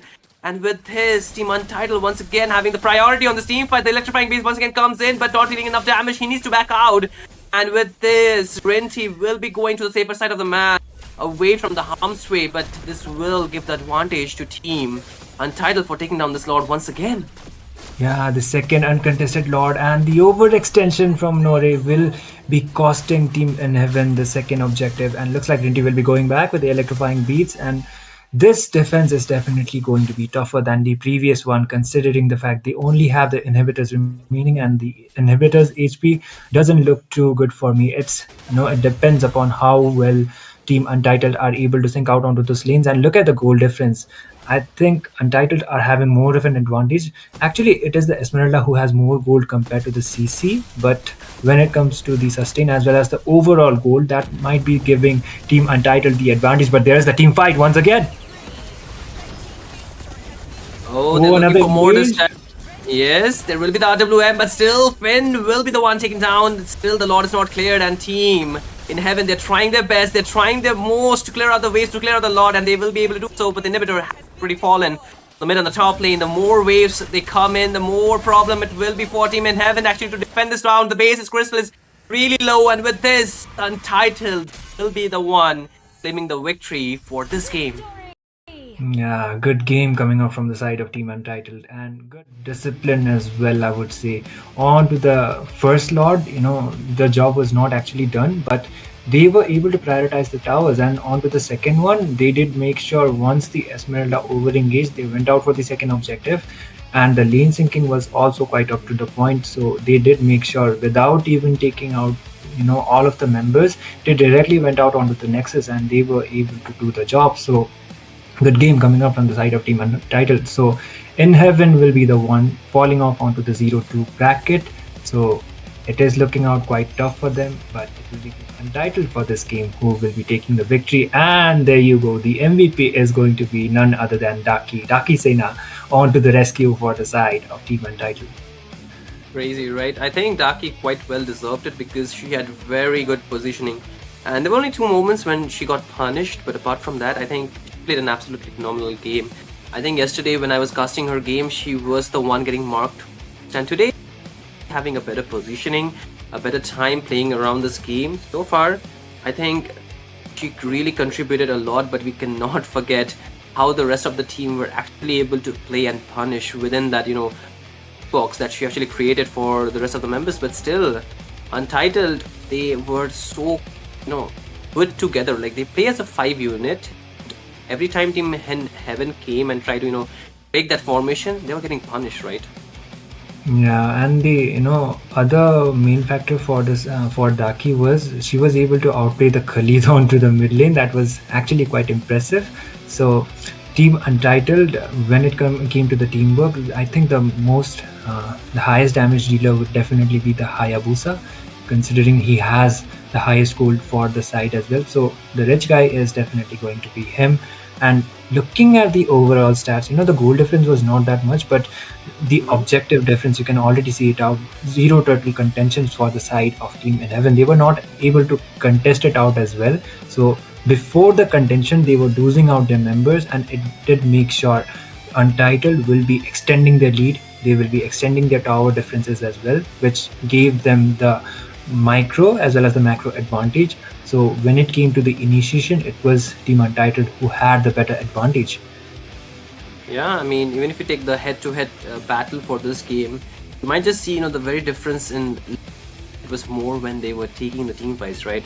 That's where the difference was there, because they were able to mark the proper members from the side of Team Untitled, whereas Team in Heaven, they were trying to break the formation, but every time they do that, they're overstepping or they're overextending into the point that there's nobody to actually, back them up, nobody to actually help them escape from those tough positions that they got taken down, especially for the liners. I would say even for jungler Rinty, he was really ahead sometimes, and even though he was going in with the fine beats, but you could not see the damage actually turning out to the way that he wanted it to be, right? For him to just take down anyone that he was actually getting near to. Yeah, that is exactly the point. Super Justin as well, when it came to the initiations. Actually, Finn did try his part when it came to the initiations, but mostly what I did notice was instead of initiating with the Raging Sandstorm, the point came that he had to escape using his Raging Sandstorm. Yeah. So that did mark out an absence when it came to the initiation of the team fights. And Khalid has a lot of cooldown onto the ultimate as well, unless he reaches the late game, and he is able to initiate often. So early game advantage wise, I think Team in Heaven had the advantage, but it was onto the execution. It was Untitled who were able to outplay them, with the fact they were getting more turtle contentions, as well as they were getting more of the objectives. And the rich guy is going to be the Hayabusa, with the most of the damage being dealt, and of course the carry, the sandbag, and the windman. Daki being the carry for the side of Team Untitled. Nore was also initiating with the Esmeralda. He was doing the initiations as well, but unfortunately the damage was way too much, as well as the gold difference was showing up onto the itemizations as well. And of course the Gatot Kacha, perfectly combined with the Eve. Once uses the AOG, Daki did make sure her positioning was right, uses the RWM and made sure the enemies or the opponents are not escaping from the panel that the Eve creates. Yeah, I mean, the chain CC was so well placed, right, from each of their members, and it was so difficult to actually get out of that once you go in, because every time, like you mentioned, for Finn, he had to use the Raging Sandstorm to get out, and that's already a wasted resource. The Flicker and the Raging Sandstorm, every time you use them as an engage tool, not an escape tool, being the roamer, being the main person to engage for those team fight. But I think Team Untitled, they were really properly placed in their positioning to the point that they can pull the enemy towards their fight, towards their side, guide them to the position that they are comfortable in, and then punish them down once their skills have been burned out. and that's a really good, way or strategy to actually try and play the game. But at the same time, I feel a lot of goes to also the way Hayabusa, that is Kevin, was able to actually go in and punish the backline and take down Coco at a lot of those crucial moments where the main damage dealer would be him, but there was like the lack of damage that we were talking about, right? Yeah, and I think with this, we will be completing the third game as well, and we will be progressing onto the fourth game with a short break. So there will be a new set of casters, as well as the final game will be played it out onto the 0-1 bracket for the day. So stay tuned, everyone. Be active on the chat. The giveaways are still going around. Make sure you subscribe War Drum Games. Stay hydrated, stay safe, and we will be back with a short break.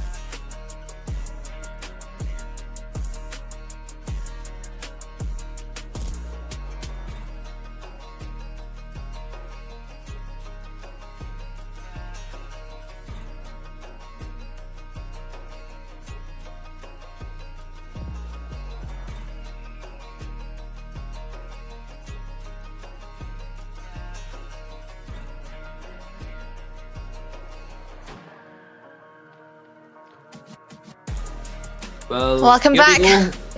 Okay. I thought we Yeah, were he's more you were excited. talking about, Okay. Never mind, you go on.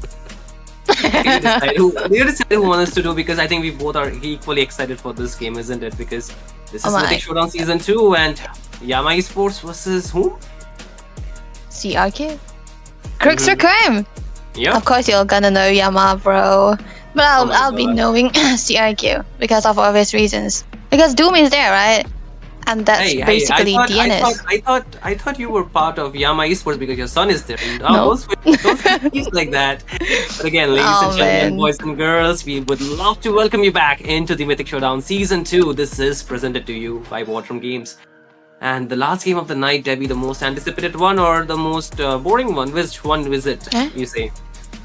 Wait, can we say that? I don't think it's gonna be a boring one because honestly speaking, I'm just making lame jokes at this point. Wait, what do you oh mean? my goodness, Mhm. that's why you said lame, huh?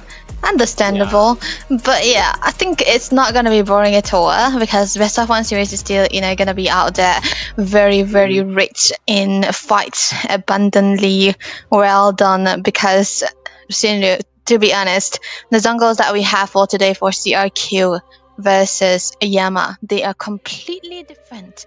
They have different kind of playstyle, they have different kind of draft, they have different kind of hero pool. So let's see how they'll be bringing onto the table for us, because Yama Esports will be having the first pick and CRQ will be having the second pick. The bans are actually already set in, and we talked about how the jungles are completely different for both of the teams, right? You can see for the bans already. Yeah, of course, you can see so many assassins being banned just to pick up the YSS, and it's pretty important for, I would say, if for Raren, I think YS is one of the strongest, if not the strongest among his hero pool, right? He has been performing really well. Sometimes he likes to go for the Fredrin, but in this case, it is banned. So both the teams are actually really prioritizing onto the jungle pick. And you know what? This game is going to be very important because both the teams, they are at the 0-1 bracket, and losing here means that you're already getting closer to getting eliminated. So I feel they will be really serious about this one. Yep, definitely. And now that they ban away, they pick away the Yi Xunshin and picking the Hilda very early on, as well as the Esmeralda. There's no flex whatsoever. But wait, there can be a flex with the Esmeralda because there's a Lapu Lapu here, the Grok already available for Array, and then again the Kimi into the mid side. I think CRQ have been finding good games with the Kimi, with the base that they have been playing. So I'm not complaining about the Kimi though. The Kimi can become a flex for them as the Yi Xunshin is for the side of Yama. So, what is a possible ban here for CRQ? Mage? Mage, maybe, because I think they can just ban off the Farsa here for Vile, or maybe even if they want, they can just ban off the Zushin, because that can put some problems to the Grok, to the Lapu Lapu as well. That can be one way out. Apart from that, I think at least for Team Yama Esports, they should ban off the YS, not the YSS, but the Yuzong, the YZ. Yeah. Against the YSS, that hero performs really well, right? Absolutely true. And the fact that I have seen Executor only on the Ruby amongst the fighter, I don't know if they want to flex the Lapu Lapu still, but it will be a very good flex if they can go for that, because the Kimi is already going to be enough. Joy ban again.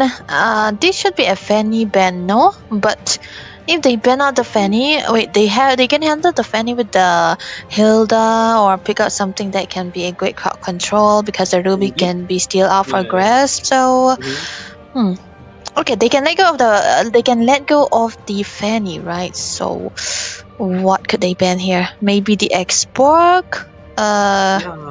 Or maybe they can also ban off the Arlot if they want to, because Arlot will put some pressure, right? And for Dark, he's really good with it, and even the CC is actually open. And CC. Banned. So CC could be another hero that they can ban, but still the Zushin, which I mentioned, will be banned.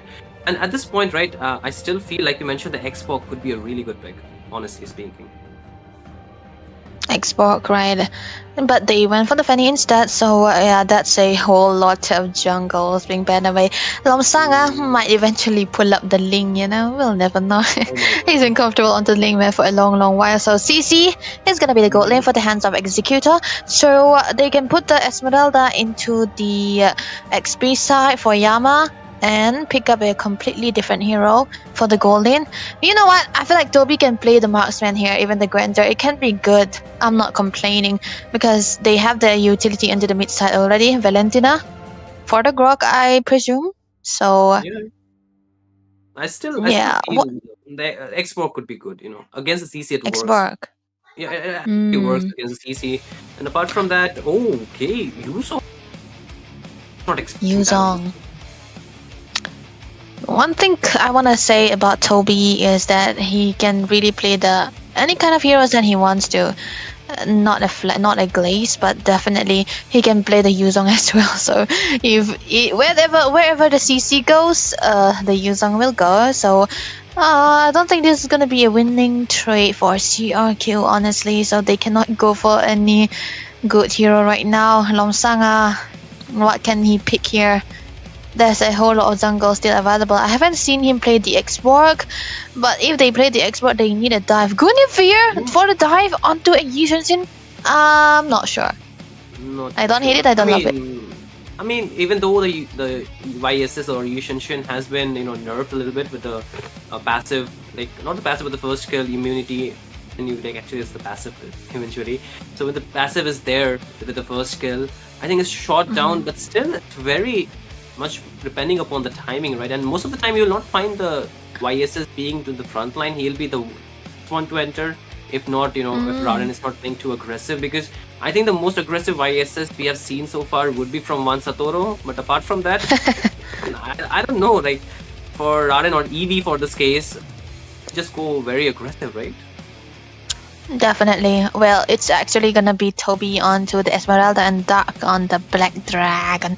I think that's also a good one, because if we talked about the Lapu Lapu and the Yuzong into the lane, it's dependent on the skill set of the players. I cannot really say who's gonna be winning out, because we talked about Yuzong being a soul laner. He's almost always winning into the lane, but then again, if you compare it to the Lapu Lapu, I think it's just it does depend on the amount of skill slots that you're gonna be trading it out.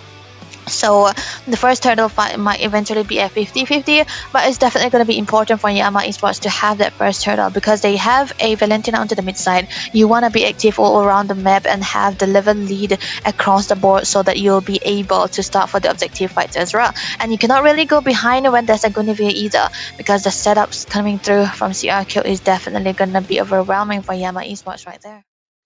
Absolutely, and I think the mid 2 is really going to be important as we are heading into the game number 4 for the evening. Ladies and gentlemen, boys and girls, this is the Mythic Showdown Season 2 presented to you by War Drum Games, and we are looking at the final game of the night. Both the teams are prepared for winning this one. It's a very important game. As we have spoken already, the 0-1 bracket is almost the dead bracket. From here, there is just a way down maybe, but for these teams, they are not really backing out. Already on the middle lane, there's a small skirmish taking place. Abistizi really chunked low, but should be able to heal back up. But hey, talking about the mid 2, you think the side of team Yama Esports with the Valentina as well as the Hilda can put the exact same pressure as the Rock and the Himi? Honestly speaking, I don't really like the Valentina, but then again, with the Hilda on together, they might eventually have to be clearing now. But the Grok and the Kimi is definitely going to be having a faster rotation and a faster clearance, and we can see that here. The poke is coming through from Peekaboo and Array all of the time, all over the places, but there might be an aggression that we haven't seen so far into the mid side. But here, onto the top lane though, this is why I kind of hated the Esmeralda going against the CC, right? Because the Esmeralda is not really going to be having a good time into the early phases. She wants to rotate out of the lane, not stay stuck into the lane, and Executor they were doing a really good job in trying to chunk down the HPs of Toby so that he will not be rotating as fast as possible. Yeah, I mean, the rotations will be very important, but still the fights are only towards the middle, and every time we look at the map, they're clearing the waves and they're only fighting around alone for this point. And moreover, I think the level 4 or level 5 for these junglers will be very important for this first neutral objective, but the rotations are kind of mirrored here already. The side of team CRQ trying to put the pressure onto the bot lane, and they're going in with the engage. The spatial migration will be used against Hilda, and obviously they will be low on HP, but up top, they will still take a fight. The turtle is spawning onto the bot lane, and team Yama Esports, they do not have their jungler around the vicinity. Broken walls is going to be the faster in rotation here as well. Lomsanga will be able to get the turtle without any problem. The dragon was popped a little bit too late, but that was for safety measurement, so it's going to be okay. Set up. Oh, setup will be there with the bravest fighter, Team Yama Esports. They're trying to take the fight, Wow. but Eevee will be the one to fall down, and Dark will also be falling in the hands of Array, and the Longsanga will get Oh traded my off God. for that kill.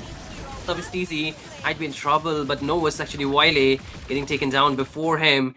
And with this, both the teams are actually getting some good trades all to the boat. Dare I say that is a good trade, because even though they lose out to the jungle for CRQ, they eventually are able to find something across the board, and that eventually be helping them start the serve for the objective as well as the snowball too, because 27 onto the Lapu Lapu is able to become healthy now. He does not really need to worry about getting chunked down into the lane in comparison to Dark. But here again onto the top side, it's definitely going to be a losing lane for Yama right now. Array might be getting chunked down, but that is not someone you want to poke at this TZ. But he's the only Yep. person available, right? Yeah, they're still trying to poke him down more, and like you mentioned, they're not supposed to waste their skills on towards him, right? Because Mm-hmm. this is there to just soak the damage, and they're doing him a favor by dishing out the damage using their skills, because they won't have it available for dealing out the damage to the next one. But again, the Mountain Shocker being used on the mid lane. Okay, there Oh, will be the flicker from Peekaboo for the safety, but with this, a heavy resource will be out, and that will be back again after 2 minutes. So pretty defensive gameplay should be there from Peekaboo. yeah. I feel like it could have been a very, very bad scenario for Yama here, but they are still able to hold it on a little while longer because they have a control to the mid side because of the Valentina able to get out onto those tectonic charts. Still, Billy he will eventually be the one who goes for the setups rather than Abyss TZ, because Abyss TZ right now he is on the Hilda and he's gonna be going to the back lines rather than the front lines right now. The turtle is set up for both of the sides. Both the XP laners are already here. Yeah, they're here. The turtle is very low on HP. It's gonna be still who gets the rating 1, but Abyss TZ will be falling in the hands of Executor J. But the on the top with this Executor J, but we will be finding the turtle, but they're still looking for more. The Mountain Shocker was fact, but no follow-up damage going through that, so they have to get back towards their side of the map. But 1-for-1 turtle, so both the teams are at a stalemate most probably. Yeah, that has to be the stalemate, but I think it might eventually be better for CRQ yet again because they did trade out with the kills too. But then again, on to the other hand, it's I feel like Ivy onto the Yishan Xin has been power farming. He's able to get the cats out to the farm, tricks and pulse, bottom lane. I don't think anything will be happening anytime soon in Abyss TZ. Trying to rust in and out, trying to go in, but it's definitely gonna be a disengage coming through for both of the teams. First item priority for the side of Dark, it's definitely gonna be the Hunter Strike rather than the War X. I don't think teams does this quite long enough, but it's important to get the Hunter Strike rather than the War X, because I've heard this on before. It's more valuable than the Hunter Strike. You do not need all of those spell vamps and all, but never mind. Jump. Oh, jump will be there. Get out! Wow. Oh my goodness, Lol Song have been in a very big trouble. But meanwhile, Team Yama Esports will be finding a tier 1 up top though. Yeah, that was amazing trade coming through from Yama here.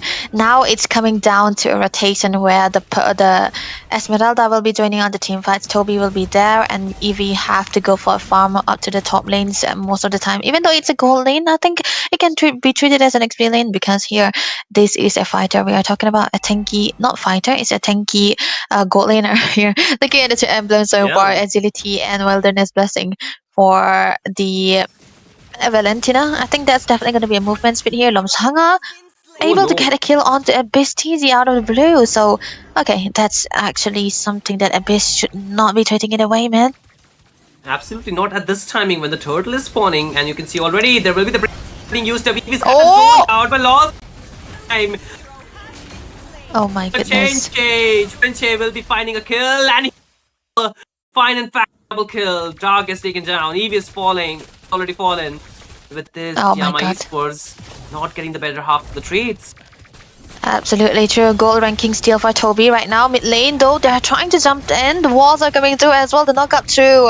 They might be able to clear it out, but 27 able to get a kill onto Abyss, onto the backline. So this dude is 404 Sinu, and he'll be able to stack up every required resources. I don't think he will be dead anytime soon, because this is a problem right now for Yama Esports. They don't have the way to try to burst down this Lapu Lapu without the presence of Evi, and it's still gonna be harder than normal. Yeah, I mean, you can see right already, 27 or 27.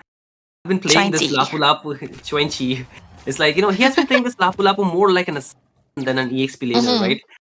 And that's been putting the pressure towards Team Yama Esports, given the fact the Hilda cannot really give the set potential, does not really have that, kind of abilities to actually put the crowd control on towards their opponent. That is going this game, because the only person or the only people that can actually set up would be Dark or either Yeah. Wiley with a tech charge. But both of those things have not been really active around the map, and because of that, Yama Esports are actually losing out on the straights, because not having the set potential means that you're already have to play for the counter engage, and it's not really working too well for them so far.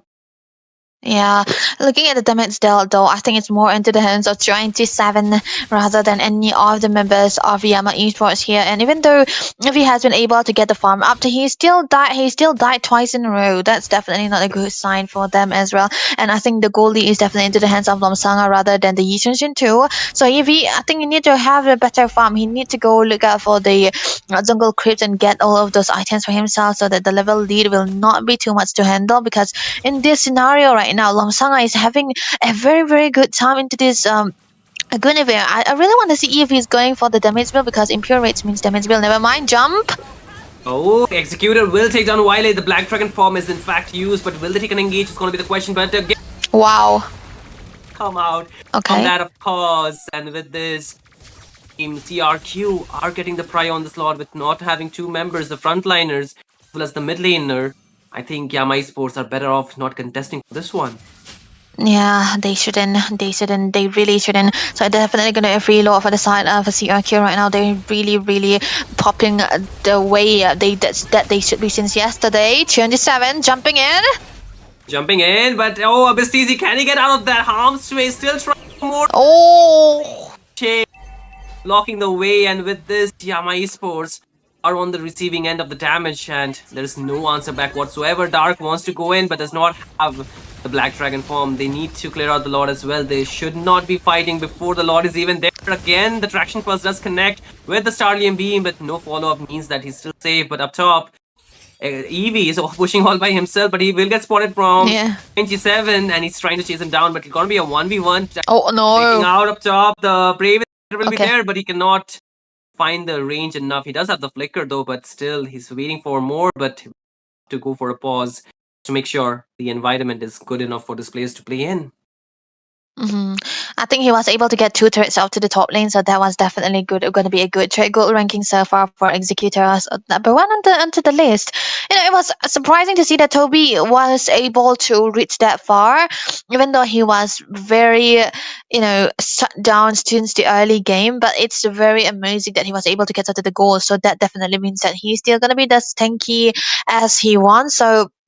Okay, I think it's still gonna be a good setup for both of the teams here. He'll ranking though. Toby will be out there, and Lomsanga will be the follow up, because these two are the healers that we have so far into this game, mainly for the Esmeralda. So that's definitely gonna be important for the side of Yama Esports. They cannot really lose out to the goal laner as well, and they don't have the clearance for the high ground. So that's definitely something that they're gonna have to trade it out with. They should not let the objective be getting out of hands. And Abyss TZ this time around, I don't think his worth is still out there, because it's a Hilda, right? Jumped coming through from Toby, just trying to clear it up. They will be able to defend onto the outer turret right now.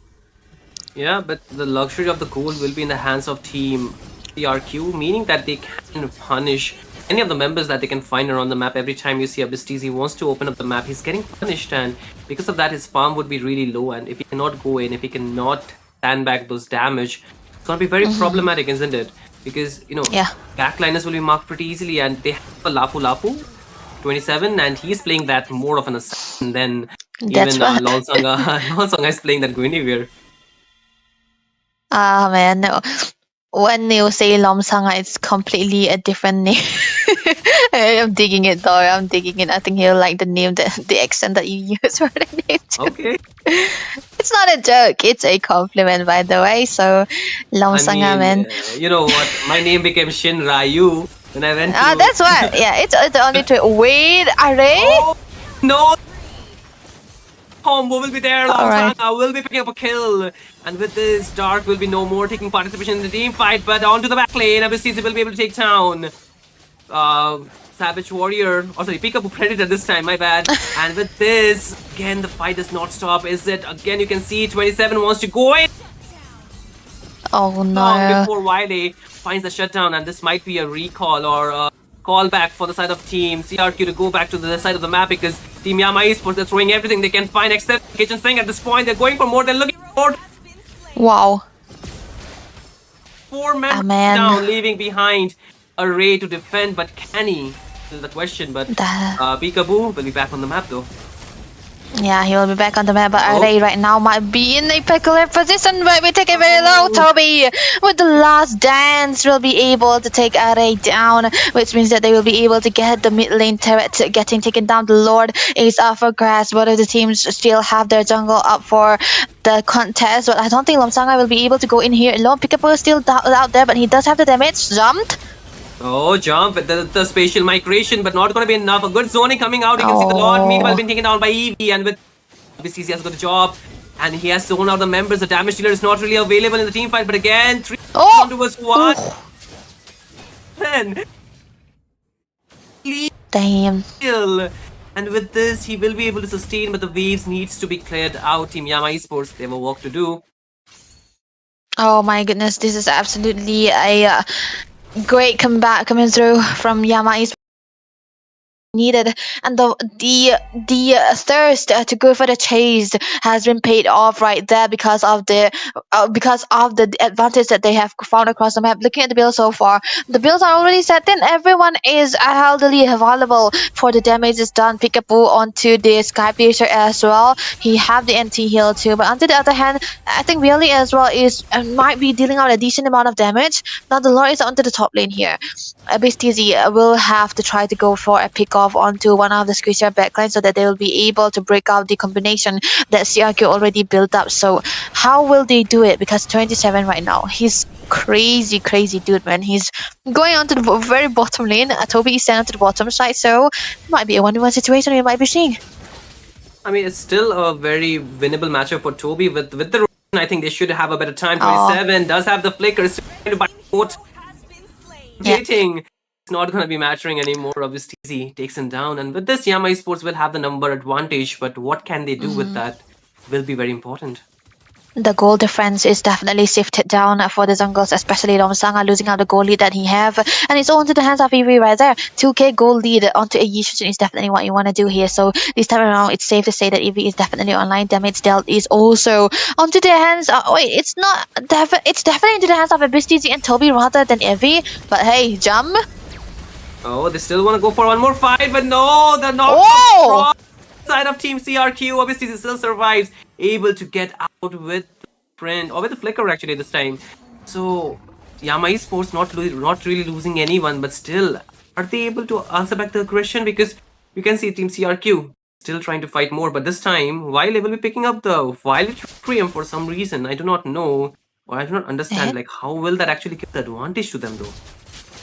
I think the goal advantage that they receive from the Lord 2k is definitely, I mean, even XP, right? 2k is definitely going to be into their favor for the side of Yama here right now. So it's I think CRQ are in a very awkward position here.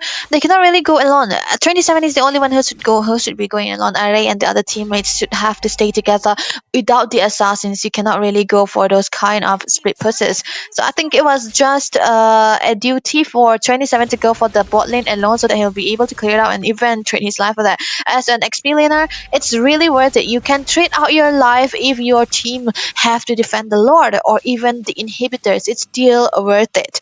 But now the Lord is already up. The the amount of goal and experience levels that this lot will be giving is going to be rising right now. It cannot go into the hands of Yama, man. But if they contest for CRQ, they should lose out a lot of members, right? So that cannot happen too. So they are in a very, very bad position. Toby, he's not going to be dying anytime soon, though.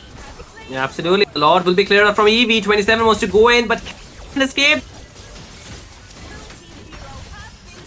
Okay, Violet Requiem will be used as well. Abyss Daisy, I think it's gonna be taken down as well. Lomsanga with the good jump. Toby might be on to the run here yet again. Not taking any damage. The flicker array will not be able to get down the tectonic charge as well. Lomsanga with the Violet Requiem not being able to take anyone down. But on the other hand, Violet might be isolated right now. He is gonna be melted down by Peekaboo. That's gonna be another step for the Sky Piercer coming through as well. The Lord will be much into the top lane, but Toby going against 4 members of CRQ, almost able to take down Peekaboo. Predator, the jump is still out there. He's still surviving, able to walk away, dancing his way out. The 2 members still surviving for the side of Yama Esports. Absolutely, and that was a really close one, but still Team Yama Esports were able to pick a lot, so therefore they are not losing too much. They will be having enough time for the rest of the members to be back on map, but Toby is really aggressive. This time we'll be getting a full combo from Longsonga. Kido J will be the one taking him down. Dark wants to go in all by himself, but the rest of the troop is there. But can they find Mountain Shocker? Taking down Longsonga, and with the 1 HP, we will be finding an escape. But Abistizi, can he find an escape? Looking not so good. He will be the one falling, but the minions are doing God's work, taking down the bot lane inhibitor. Something Team DRQ did not even think about. Top lane completely exposed here, as we can see from the screen too.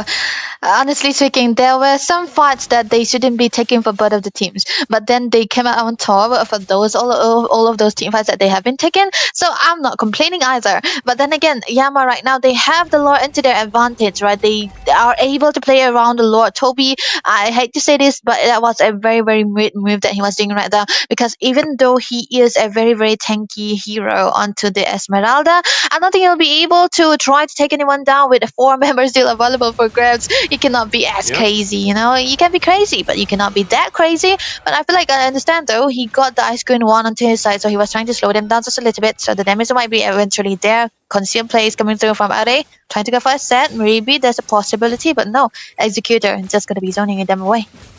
Yeah, but again, obviously he's really overextended, but what is he doing is going to be the question, but he's able to get whatsoever, but for how long is the question? The Mountain Shocker will be there. Shocking the side of Team CRQ, the Black Dragon going. Oh no, man. Dark might be getting tongued down. Evie with a kill onto Executor, able to grab the last hit, but right now CRQ Teal onto the run. BSTZ might be focusing onto Executor. Oh no, it's gonna be Peekaboo. He's able to take it down. One more hit was what it takes. Toby with the last hit onto Lomsanga. This is gonna be the clearance coming through from the side of Yama Esports right there. They have a 27 and Array still available. Will they be able to defend this? That's the question. That is the question, and Team Yama Esports have the advantage. The Lord is also there, the Evolve one, but they're not really going for that. Trying to take more fight. Array goes in, takes down Dark, but will it be enough for them to defend here, Debbie? Yeah, that's definitely going to be a question for here. But Evie was actually removed from the picture before even going into the bases right now. Array might be getting in trouble. BSTZ trying to dive in as well, but it's going to be 27 chasing them all away. Toby all but healing with the heals that he has so far with the seals. But this is going to be a great defense coming through from the side of CRQ. Absolutely, I think the best course of action for Team Yama Esports would have been taking the Lord, but they were really keen on ending with the minions, but it costed them too much, right? Yep. I think, man, it was the dive coming through from BSTZ onto Peekaboo. That was something that you want to do, because Peekaboo is a soul damage dealer here, but on the other hand, the inhibitors have been exposed, but Toby right now trying to go in again. Oh, he doesn't want to take a fight here. They're still looking for the Lord, but Lord will be the one taking it down, and Toby's run out. Sun will be connecting onto Bistizi, but nobody's still falling yet. Song is really low, able to dash out. Second phase of special migration, but the Lord is marching down. And Team Yama Esports, they should be clearing that one without taking a fight, but they're still going in for more here, Debbie. Oh my goodness, that's gonna be a setup coming through. The tech touch is still up for grabs, but Peekaboo Predator will be able to grab a kill onto Epizizi. Another one, the dog will be falling down yet again. They are still onto the taste. 27 on the Toby right now does have the steal. He will be able to walk away with the heals right now. The zone will not be landing just for safety measure. Onto the other hand, Heavy onto the run. Executor will be chasing him down, gunning him down with the yo-yo. But right now to the top lane, that might be a Lord marching down. It's an evolved one. Sindhu, will they be able to get anything out of this? It's looking like very glim for Team Yama Esports with just 2 members standing. Yes, Toby will be buying up that immortality, but will it be enough for them to buy enough time? Not looking so good. While it will be the one taken down, immortality lost, life taken. Yama Esports, this game taken away from them. Team CRQ Oh my getting the God. victory. Crazy game. Indeed. Definite crazy game.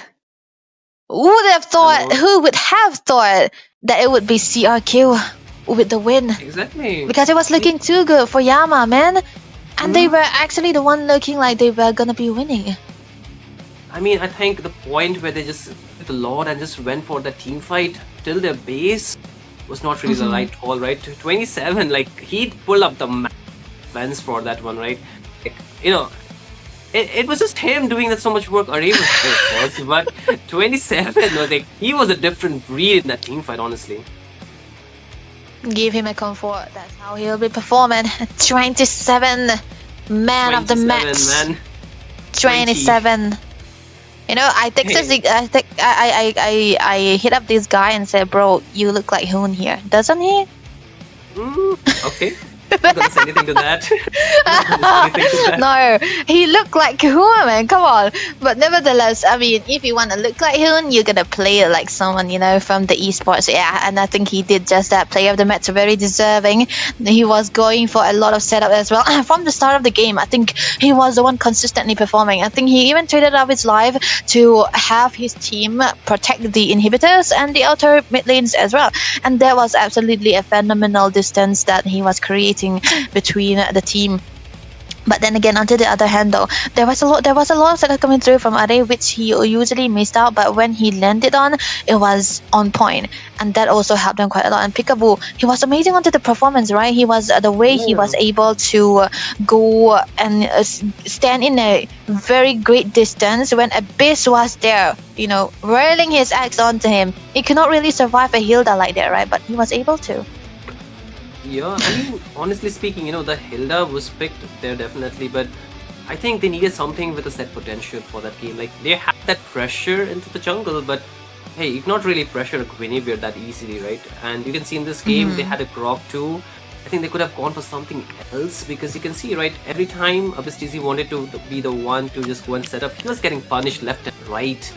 Yeah. Not able to do anything.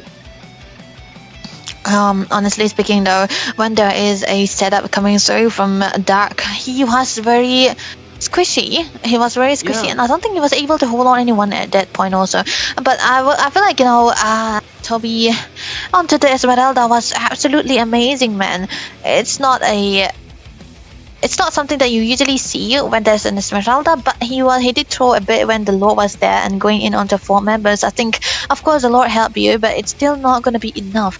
But onto the other hand as well, Evie onto this Yushin Jin Raden, man, he was farming up. He was having the damage as the old on. But then again, one team fight was taking them down. I'm surprised to say that CRQ were the one actually better in making the micro decisions. I mean, much props to the mid duo, I would say, for CRQ, especially for this game, because I think the Hilda as well as the Valentina combo was not really working too well.